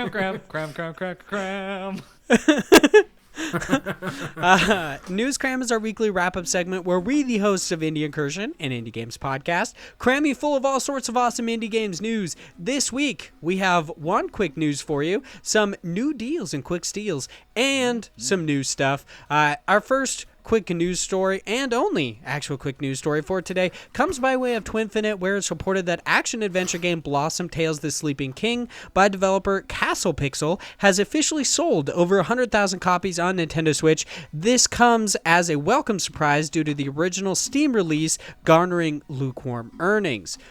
Now, let's get into them. New deals and quick steals. Continuing its generous trend from last year, Epic Games has announced that the Epic Games Store will continue to give away one free game a week, seemingly until the end of 2020. The first of which was Sundered by developer Thunder Locust Games, and this week they are actually giving away Horus by developers Paul Hellman and Sean Scapplehorn. It's a pretty interesting game. I've actually been looking forward to this. I really want to try it. Horus or Sundered? Horus. Ah, gotcha. I've had Sundered for a while, and I'm gonna try to make sure that we talk about these every week, what indie game they're gonna give away. But sadly, the Sundered one, we weren't really able to talk about it on the podcast before it happened. So I did make sure I tweeted about it. So make sure you follow us on Twitter at IndiePod, and we will keep you guys updated on what games are going to be free on the Epic Games Store. Hopefully, if I remember, I'll probably have to set a new alarm for that one. But I played a little bit of Sundered, and it's interesting. I'm not really into the Lovecraftian kind of universe. So it was immediately kind of, I don't know. It's kind of like wading into uncertain waters. It was just kind of weird. I didn't know what to expect. And then while playing the game, being a big fan of 2D platformers and Metroidvanias in general, this one, like we always talk about how games feel clunky. This game actually feels weightless. Like you feel like there is no weight to anything. And it's a little uncomfortable and weird at the same time because when you make a 2D platformer, there's like a perfect weight. Like Hollow Knight, I feel like has the perfect weight to a character. It doesn't feel clunky and it doesn't feel too light. It feels like perfect. He moves the way, not that I would expect a bug to move, but just the way that like I feel creatures in our universe, you know, that are susceptible to gravity work instead of like fucking sprinting at 1,000 miles an hour, which happens in Sundered. So I'm loving what Epic Game Store is doing because I played my favorite game of the decade because of Epic's Game Store. So wow, there you go. Plug. The Check that episode out. One. Wow, must have been a good one. Oh yeah. I wanted to ask you about it, but since you plugged it, I'm not going to ask you. Let's move on to some new stuff. Our first 6 items in new stuff are over on Nintendo Life, which I'm going to say right now, probably all written by Liam Doolin. Just letting you know. Or our boy Ryan. Yeah, maybe Ryan Craddock. I've seen you really him should get him on. write stuff before, but never. Yeah. What were you going to say, Chris? You should get Liam Doolin on at some point. I mean, if he would come on, we would definitely have him as a guest. That would be amazing. I got to check that out. Yeah. So, over on Nintendo Life, where it's reported that developer Turtle Blaze is bringing their obscure Metroidvania Kunai to the Nintendo Switch on February 6th. Platformer Hay Fever by developer Pixodome is set to release sometime in Q1 2020. Action platformer Mighty Switch Force Collection by developer WayForward is getting a limited physical collection limited physical collector's edition and standard edition through limited run games, with pre-orders going live on January 17th, which should be the day that this goes up. So if you guys want that, make sure you hop over to limited run games and pick yourself up a copy, or at least pre-order it, because that was a damn good read, dude. Thanks. Action adventure game Bookbound Brigade by developer Digital Tales USA is headed to the Nintendo Switch on January 30th for $19.99. Adventure, I totally messed it up. I was doing well. Now, that's my kind of game. Adventure game Stories Untold by developer No Code is heading to the Nintendo Switch on January 16th, and Bullet Hell Boss Rush game Ida by developer Glass Revolver is officially releasing not only on PC sometime in 2020, but the Nintendo Switch as well. Now over on Twinfinite, where it's reported that Hardcore Mecha by developer Rocket Punch Games is available on all Western PS4s as of this time of recording. I should have kind of preface that with the reason I put Western PS4s is actually because it was available overseas already on PS4 and it's been available on PC. It released in 2019, I believe, on PC, but it is just now being brought to PS4s in the West. And to round out the group, over on GameSpot, it's reported that Wargroove's new DLC Double Trouble will officially release on Xbox One, PC, and Nintendo Switch on February 6th, with the update coming to PlayStation 4 sometime at a later date. Oof. I also think that's kind of weird that like they're not bringing Double Trouble to PS4s at the same time. Yeah. Yeah. I mean, it took them forever to bring it to PS4 in general, so I guess. And it still doesn't have fucking crossplay. I mean, well, maybe that's what they're trying to fix. Maybe it'll have crossplay and have the new DLC. Who knows? Yeah. The weird thing as well is that Kingdom Hearts 3 Remind, the DLC is coming to Xbox One like a month afterwards. So I mean, it's not just indie games. I'm not as surprised that it's coming later to Xbox just because of like Kingdom Hearts and their obvious ties to PlayStation. But it is interesting that they kind of shafted them, especially since the release date for the game in general was, side by side for both platforms. Yeah. Do you wonder if it's kind of get it like a second press beat? Like a month later or whatever, they get people reporting on it on Xbox One? I feel like that's a bad way to burn yourself, though. Yeah. They burned themselves with Rise of the Tomb Raider, so I don't know. Yeah, had the timed exclusivity for like a year, and then it came to PlayStation 4. That was sucky. Yeah, that was sucky. Yeah. I guess shit happens nowadays. We've been blessed with so many amazing indie games news stories today that I think it's about time we give back to the creators in our next and like second to last segment, God Bless the Crowd. This is where the biggest of average Josh boys hops into Kickstarter or some other crowdfunding sites, finds some awesome indie games for us to talk about, and we do just that. Our game that we're going to talk about this week, I don't know how to fucking say that name. Aeolis Tournament. I think. Yeah. I don't know why that reminds me of Areola. Aeolis Tournament. I mean, that would be quite a different game. Can you I don't imagine know. like I the might wings actually coming back out of that the game, nipples? Oof, what a weird game that would be. What the fuck is areola? It's a part of your nipple. Oh. And we're learning about anatomy today on Indie Incursion. Yeah, says the guy who paraded naked during his teenage Doesn't days. know what a rubber is, Makes doesn't sense. know about the areola. You need to go to sex ed class, boy. Aeolis Tournament is, I guess is a way to describe it. Use the power of wind to compete in various games of the Storm Championship in the charmingly chaotic 8-player party game. They are currently going for, or asking for, $15,316. That's their goal. They currently have, as of time of recording, 107 backers with 28 days left to go and $4,526. To get in on the ground floor and actually get the game, the early bird is $12, and they still have quite a few left, but if that's done by the time you guys actually listen to this or hop on there to back it, the actual cost of a Steam key is about $12 Canada, I guess, maybe, which is apparently $12 US, or 15 Canada, 12 US, which I actually didn't know. I'm going to be honest, I didn't know the Canadians had their own currency. We do. Wow, are you kidding me? They got So what's up, loonies and Chris? You toonies. got money? You ignorant bastard. Yeah, that just shows how big of a dumbass I am. So how do you guys feel about this game? It's a furry game with a couple humans, and you play some mini games. Let's go to Chris. What do you think?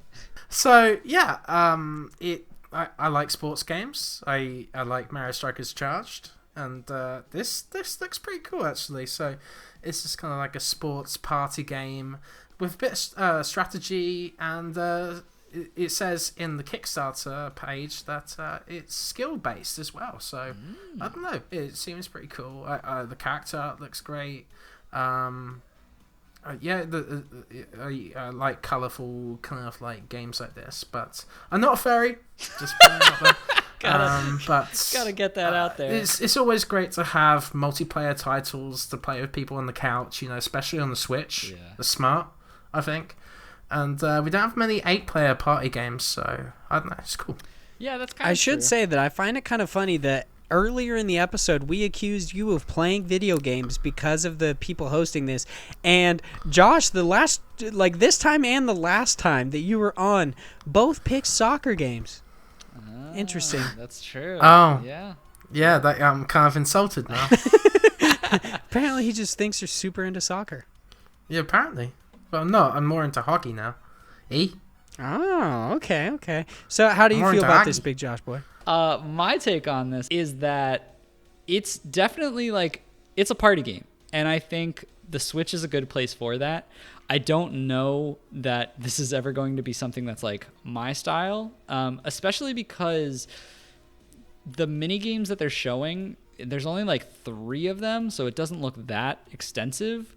But granted, this is a Kickstarter, and I'm sure they're going to try and put more in there. But as of right now, it looks like it's 3 to 4 minigame modes, and it's just 8 people going nuts, which is fun for the hectiveness of it. But it's probably one of those things where if you play Smash and you play an 8-player mode game, you're well, that was fun for a couple of them, and then you're all right, let's go back to 2 or 4 people at a time. 8, it's just too much kind of a thing. You know what I mean? That being said, that tournament mode seems pretty cool because I guess you could play, 4v4, which is what it looks like it is. So maybe it's not as bad doing it that way. But I mean, this is something where if mini game, party game kind of things are for you and that's your jam, I can definitely see having fun with this type of game. For me on this one, I don't have much to say about it just because I'm not a big fan of party games. I like to pretty much just play games by myself because I don't have friends. So I like the aesthetic of the game, and I think it looks really interesting, but it's just not for me. That's pretty much all I'm gonna say about it, I guess. They should market this to furry conventions. They should they should have a booth. They should have them trying it out. Yeah, I mean might get if some more anything, customers. if they're gonna go that way, just put some fat ass like furry boobies. fat ass. Yeah, that's the Aeolis Tournament. You remember? They rename it to Furry Areola Yeah, Tournament. instead of the wind guns, they just pump their breasts really hard and poof out a bunch of air. Makes sense. I will say my favorite part about this game is that and I brought this up to Chris and Josh before, in the trailer and in a GIF on the Kickstarter, you can actually see somebody turkey another person, which is when somebody tries to go fist bump you and you instead open your hand like you're gonna high five them. Yeah, it was very strange that they put that in, and it's like That's a rough they were clip. like really awkward about it too. Like they were like, "This Yeah. is normal." Like, yeah, it's totally cool. I mean, feels right. Yeah. the Canadians, so it's pretty weird. I mean, they got their own money.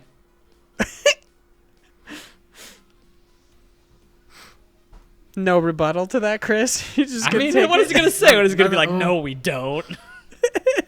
It's a fictional money in terms of Americans, All right. because Sweet. you never go up north. You only stay in your states. I mean, you Don't never leave know out if your this state. fucking draft gets put in there. You might see a bunch of Americans pop up to Canada. Maybe. Yeah, Maybe. know. I also see. love that when like Trump got elected, a bunch of people tried to move to Canada. You know, moving Yeah. to a different country is a lot harder than people think. Yeah, I imagine so. My fiance's dad told me about how he tried to go to. He used to try to go to like Canada to buy booze. It was exceptionally hard. Yeah. So, I mean, I wouldn't try to do it. Any remaining thoughts that you guys want to talk about with Areola Tournament? Stop calling it that. Honestly, like I said, I think if you're into party games, this definitely looks like you could have a good amount of fun with it. And if you're in the States and you hear about this, there's still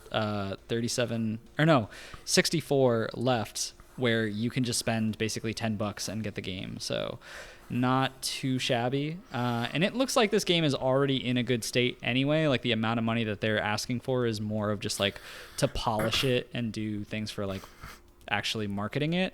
So It's coming out in spring. yeah, so like which is really soon. exactly. So I think, you know, for $10, I feel like, and granted I haven't played, so don't take my word to, you know, with a grain of salt. It looks like it's worth that $10 purchase if you are into party games and have the people to play with. And also, apparently, these freaking guys, the Beyond Fun Studio, have an amazing pedigree of shit that they've done. We've previously worked on games for these companies: Lego, Mattel, what is that? Pokemon. Yeah, Mobility Wave, Pokemon, fucking Chuck E. Cheese, Chuck E. Disney, Cheese. Dave and Buster's. It's like a fucking Chuck E. Cheese. That's where they got the ideas of the characters from, obviously. Oh yeah. Apparently, that's where they found their love for anthropomorphic animals And Nintendo, right? in more than one way. I guess so. All right, let's move into our random questions.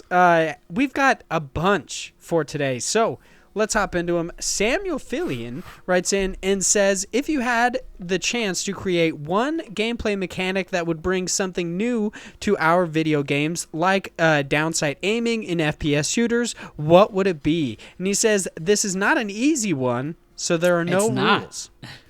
It's easy for me, dude. I mean, so here's the thing. If we could, you know, come up with this, like, we could then actually make a game or make something off of it. So, like... Yeah, I love how Sam keeps thinking we're fucking game devs here. And he keeps writing in these development Okay, wait a questions. minute. Last one he talked about corn dogs and hot dogs. So I don't know if he thinks we're game devs, really. You're telling me that's not an intellectual conversation? I mean, okay? Hot dogs, corn dogs, chili dogs. What's up? Sam even said he messed up. He's supposed to include chili dogs. Yeah, well, I guess that's just how it is. I also got to hit him up and ask if he tried a corn dog with ranch on it. Oh, God. So weird. No, thank you. To answer the actual question, I don't really know what I would say. I mean, What I can say is what I've seen that's been happening lately, especially with one of the, I wish I could remember the name of it, but like the indie game that does that thing where it's like a constant mashup of different genres. And I think that's really how you get these kind of like Evoland? No, not Evoland. Not Evoland. Super Smash or something like that. Yeah. So Fuck. Like, yeah. No, is that one that like was just shown in the Nintendo Direct? Yeah, I'm pretty sure it was Super Smash. Or not Super Smash, it was like Smash. No. Not Super Smash. Yeah. Smash, What? Smashbox? I don't fucking know. That sounds nasty. I don't remember. All right. Anyway, but like that's the general consent. Like that's the way you come up with these new mechanics. Is you're like, oh, what if we took an FPS game, like a first-person shooter, and then turned it into an RPG? Like, I guess that's kind of like Fallout and that weird time stop thing. But like things like that, like that's kind of how you come up with those weird things. Is like, I could just mash a couple things together and then come up with it. But off the top of my head, I have no idea, Sam. I'm so sorry. I have a few. Oh, here we go. You have a few? All right, Chris. Let's hear your gameplay mechanics. One thing, voice recognition within JRPGs, having a natural conversation with a character. That would be been craving amazing. for that for such a long time.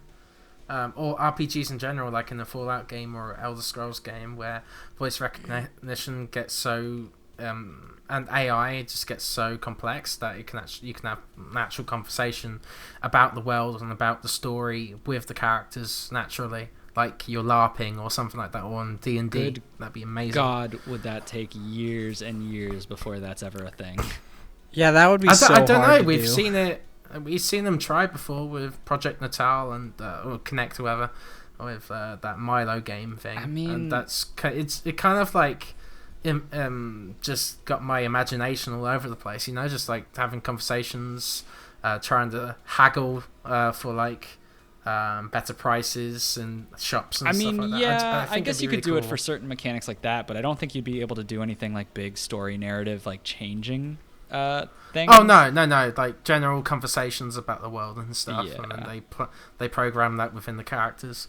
And also another one which is completely weird, but I'd love to see like a fitness game with story elements. That's Ring Fit So, Adventure. like, yeah, I know, but like also like you're changing like your character and how they are, and depending on like how much you've exercised or work out, it changes the story. When you first started up, you're just like this The fat guy. slob. Yeah. Yeah, dude. You got it. Something It like measures your weight, and it's like, man, Vaughn, you're almost 200 pounds. You're this fucking chubby ass dude. Fatty boy. Dude, I hated back when Nintendo had the Wii Fit. You would get Like on the that balance you would board? get on that board, and like no matter how much weight you had, it would always call you fat. It would like I was in like my prime at the time Wii Fit came out, and I was really like lean, muscle, like just muscle and mostly no fat, and it would still be like, "Yo, you fat, bro," and I'd be like, "Nintendo, what the fuck? What are you doing?" They're trying to make you feel good about yourself. by Obviously. by taking a dump all over me. Like, you need to work harder, bro. Yeah, it's called fucking. It's negging. They're getting you to enjoy them by talking shit about you. I guess that's true. Yeah, Nintendo is my abusive girlfriends. Yeah. I really enjoyed Chris's answer with actually being able to have natural conversations. Something that I would love to see in a game is kind of like a magic system or spell system where you could create your own magic, but more of like in a... No, I mean like kind of like in a more... There are some games that have done it in weird ways, but I would like to see like... Fucking Fable 2 did it, for instance, where you could actually mash up spells and they would kind of be like placed together in weird ways, where you would have like a lightning spell and mix it with a sword spell, and then it would make like lightning swords and shit like that. Mm-hmm. I would like it to be more kind of like experimental, where you took elements or you took small sections of spells and actually changed them in small ways to see what would happen. Basically just something about I don't know like the scientific method, but of Magic. I think that would be really cool. I mean, have you played Magica? Because it's pretty close to what you're describing. No, I want to see what this game is. It's called Magic. Magica, yeah. Magica's like think of basically having like a combo system like in fighting, but the combo system is different elements, and based on the order that you put the elements in, you get different spells, and so you use that for like different shields or different attacks or like various things. But it's very close to what you're describing. Yeah, I'm looking at it now. I have seen this before, but I've never played it. A lot of people really like it. It wasn't for me just because it was one of those games where it like didn't really click with me, and I was like, I don't like this button like system. I'm just not going to do this. But there's a lot of people who really enjoy it. Interesting. I'm going to have to check this bad boy out. Let's move on to what is definitely like... So first off, Chris, I love that on the episode that you join us, you write a question in so you could answer your own question. Yeah, I didn't even know that at the time. That's the thing, right? Yeah. You wrote this in like days before you had actually asked it or told me that you wanted to be on. But Chris Penwell, of all people, writes in and says, what's your favorite American dish and your favorite American video game? Merca.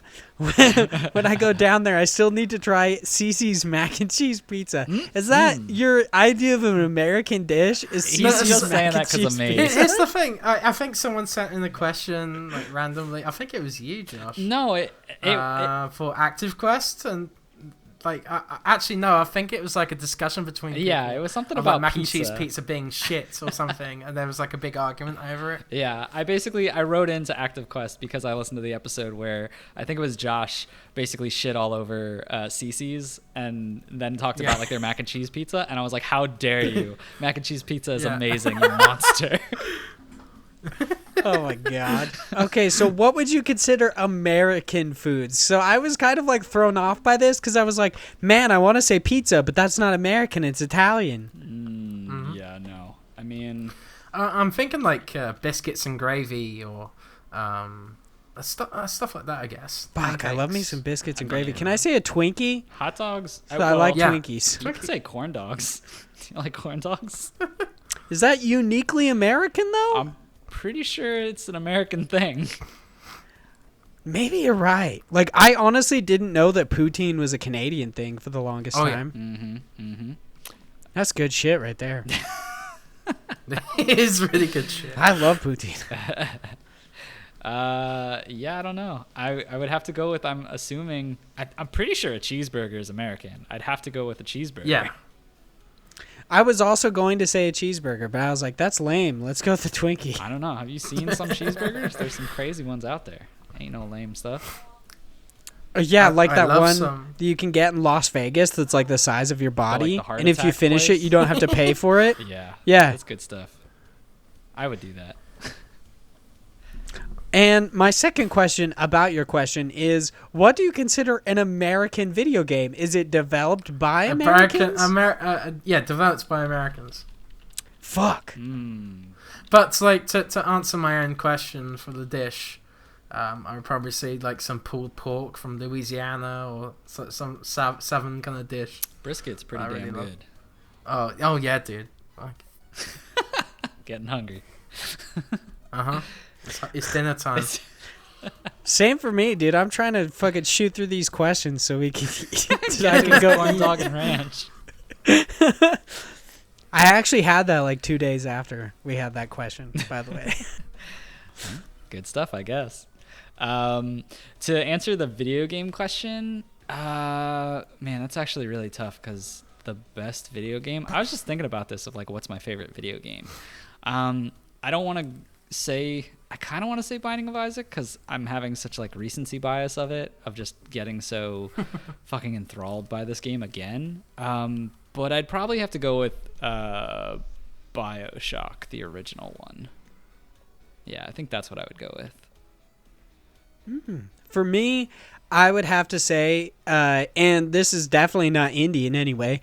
I guess neither is BioShock. Yeah, but, no, it's not. I would have to say The Last of Us is definitely my favorite. Yeah. What is your favorite American video game, Chris? my favorite American video game is Uncharted 2. Oh, that's a good one. Okay, so I need to have this discussion with somebody because I hear this on podcasts all the time. Yeah. People constantly talk about how great Uncharted 2 is versus like Uncharted 3 and 4. I haven't actually played Lost Legacy. I played a small bit of Golden Abyss, but not a whole lot. That's my second favorite Uncharted game, the Lost Legacy one. I've heard it's great. I like on PS I Love You XOXO with Blessing. He has been talking like really like singing some praise about Lost Legacy, but I have to ask, what's up with the fucking Yetis in that game?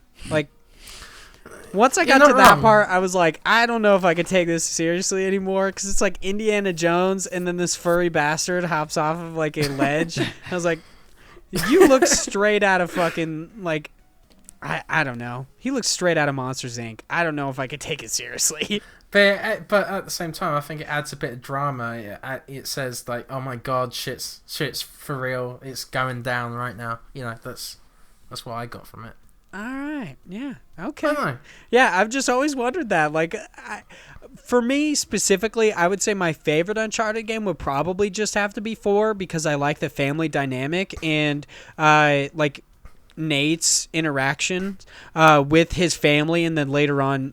I don't want to ruin anything, but yeah, that would be pretty much my favorite. But that's not an indie game, so let's move on to our next question, which is written in by John, founder of Parallax, who says, what methods do you use to follow and find new indie games? Josh, which ones do you use? So my favorite one is, and I know that Chris is basically talking bad about Steam, but I actually use it for specifically going through their Steam page, going to the indie section, like the indie category, and then just looking at the new and trending and upcoming sections that they have.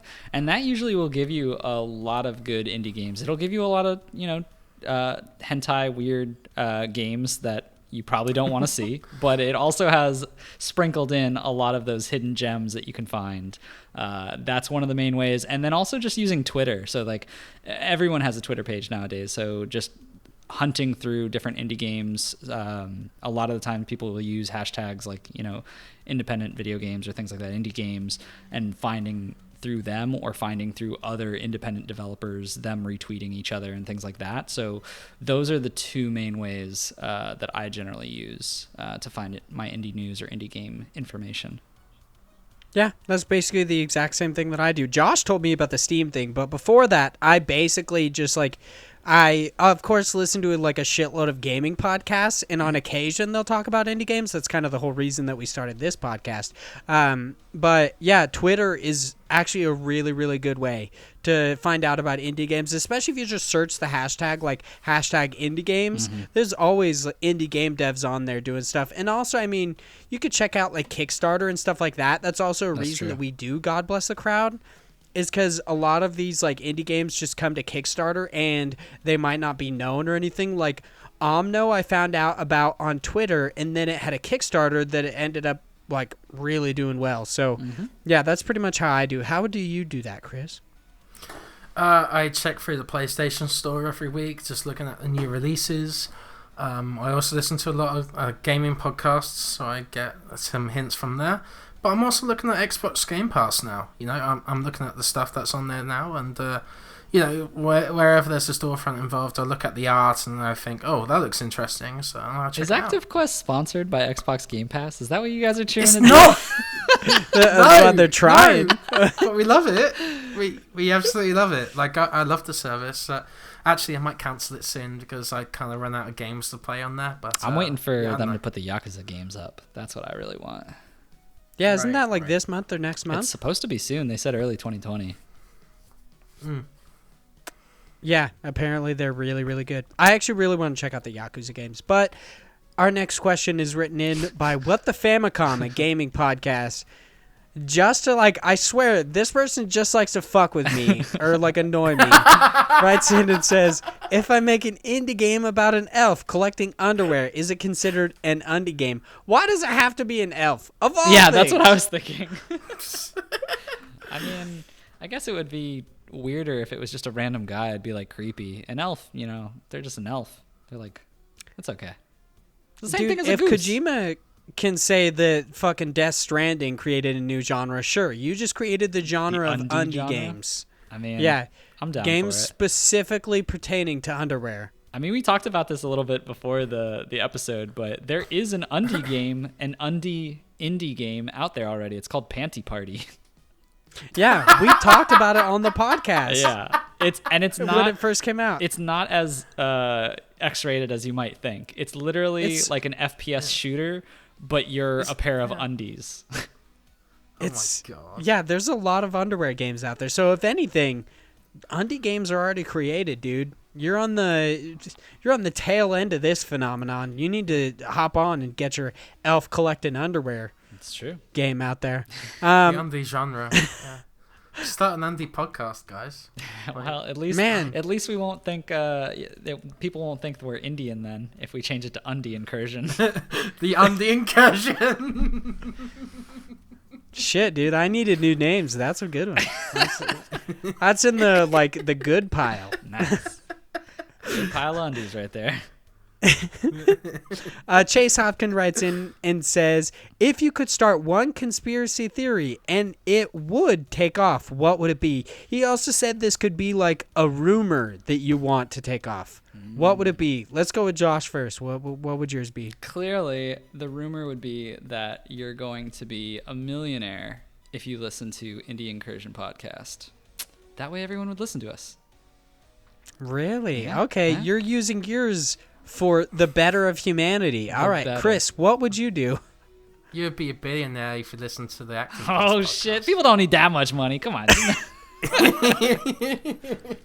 Damn, I really thought you guys going to get into this with me. I would say my penis grants wishes. So, under specific circumstances, my penis grants wishes. Because I thought about it initially because it is actually kind of a bit on How I Met Your Mother where Barney has the playbook and one of them is his penis grants wishes. And I was like, but what if they take it?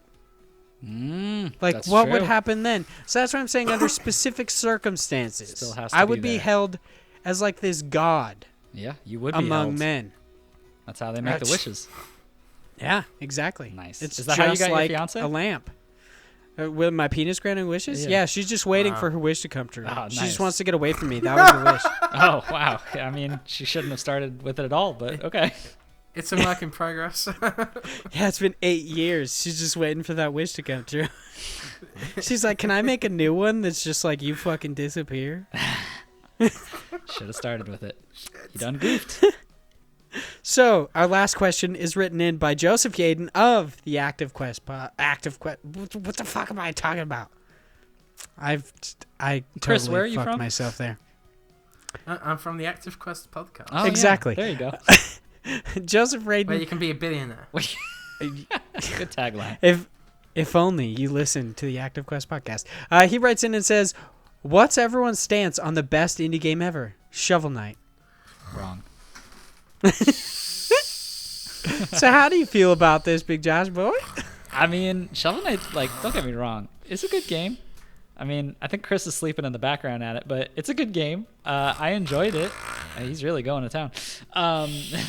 Yeah, it's not just warranting of a yawn. It's warranting of a Yeah. full slumber. He just fell into a coma. Oh, geez. That's how he feels about Shovel Knight. Honestly, I like Shovel Knight. I like the original, but it's just a bit overblown. I think. I don't know, It's man. just too much Shovel Knight That for King my DLC liking. that just came out, that was actually really good. I enjoed it. But it's the same bloody stages No, and it's shit. not. Like, It's not. Dude, the he same booty look. bumps people. He does. He booty bumps him and then does a little. And it's got twirl. a card game, so it's obviously The Josh's card game number part one sucks. indie game. The card game is not good. No, I mean Shovel Knight's great, but it's definitely not my favorite. I think if I had to give a game, and this is kind of weird because when we went on the Classic Gaming podcast a few months back, I ended up saying my favorite, like the best indie game was Slay the Spire.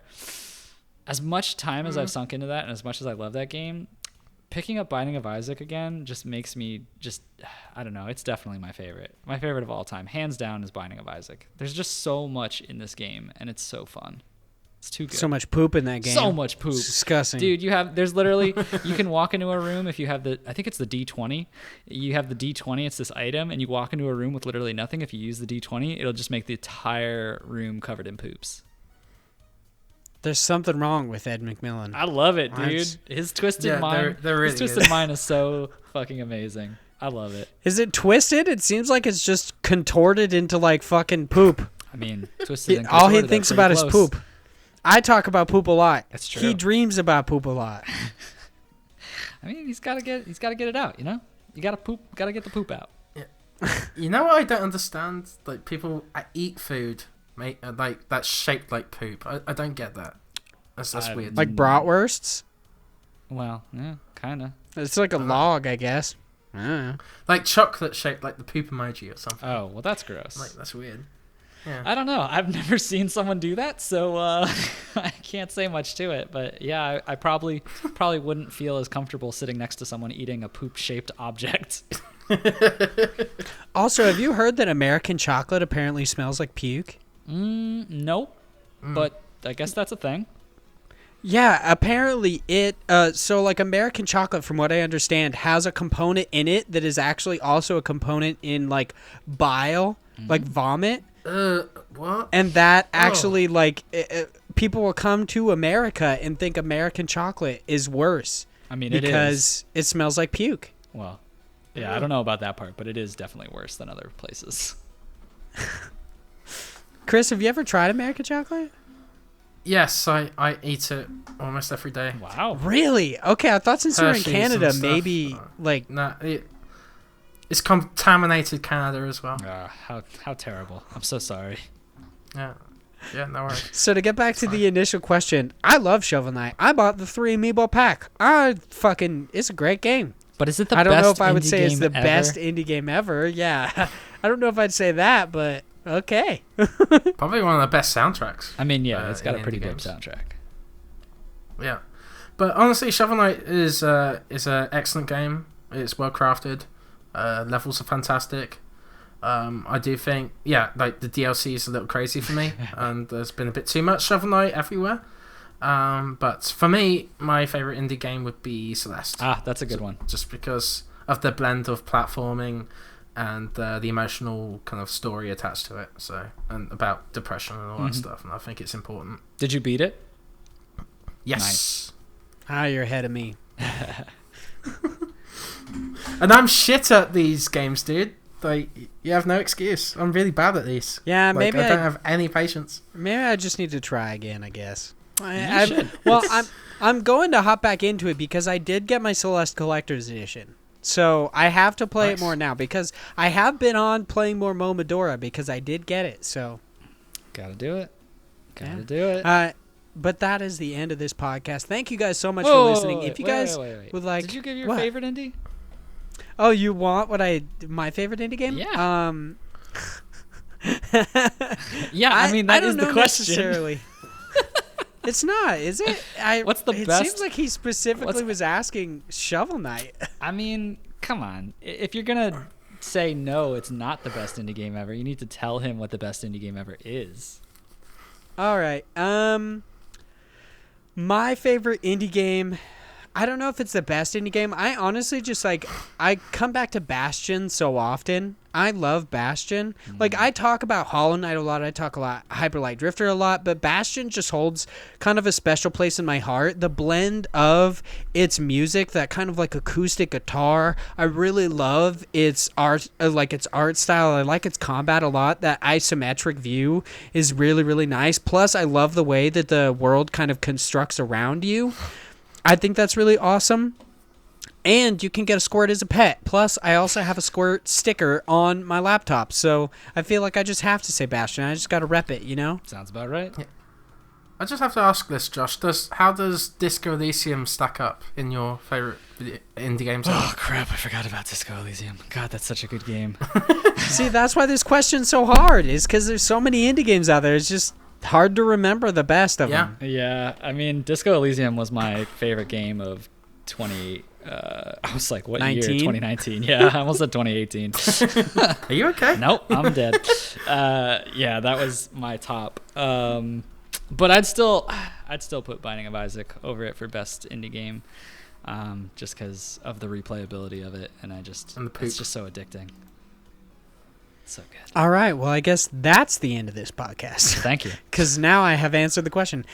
Thank you guys so much for listening. If you guys would like to follow us outside the show, you can follow the podcast at IndiePod on Twitter. You can follow Josh at _George90. You can follow me at Hyde Legion, and you can follow Chris at Penwell Writes. Chris, other than on Twitter, where else can people find you, find your work, kind of reach out to you if they want your freelance work? Where can they find you? Yeah, so you can find me at Chapter Select. We will be putting more stuff up on there. It's just been a while.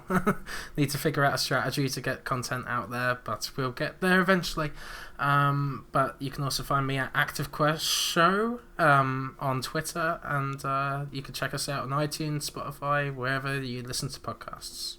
Awesome. Thank you so much for coming on again, Chris. It has been a pleasure. I did it because it was fun last time, and it was equally as fun this time. Nice. Awesome. I mean, we didn't talk about Taylor Swift or butts and urinals that much. So, yeah, true. I forget what the line was. The Taylor Swift loves us or something. Damn, I don't. Oh, she's like a secret. It's like Taylor Swift's favorite podcast or some shit like that. Indie Incursion. Oh no, this is it. Indie Incursion is Taylor Swift's dirty little secret. Oh yeah, the dirty little secret. Oh, good old Taylor Swift. Man, if I'm going to change the name to anything, it's definitely just going to be Indie Incursion, Taylor Swift's Dirty Little Secret. Not an indie games podcast. That's it. That is a long title. Yeah. I mean, I think it'll draw new viewers in, though, because they'll look up Taylor Swift's Dirty Little Secret, think it's nudes. Nah, it's an indie games podcast. You should totally do that in your SEO. That's it for this episode. Thank you guys so much for listening, and we will see you guys next week. Bye, Taylor. Ciao. Bye. Taylor, of all people. All right. Taylor Swift.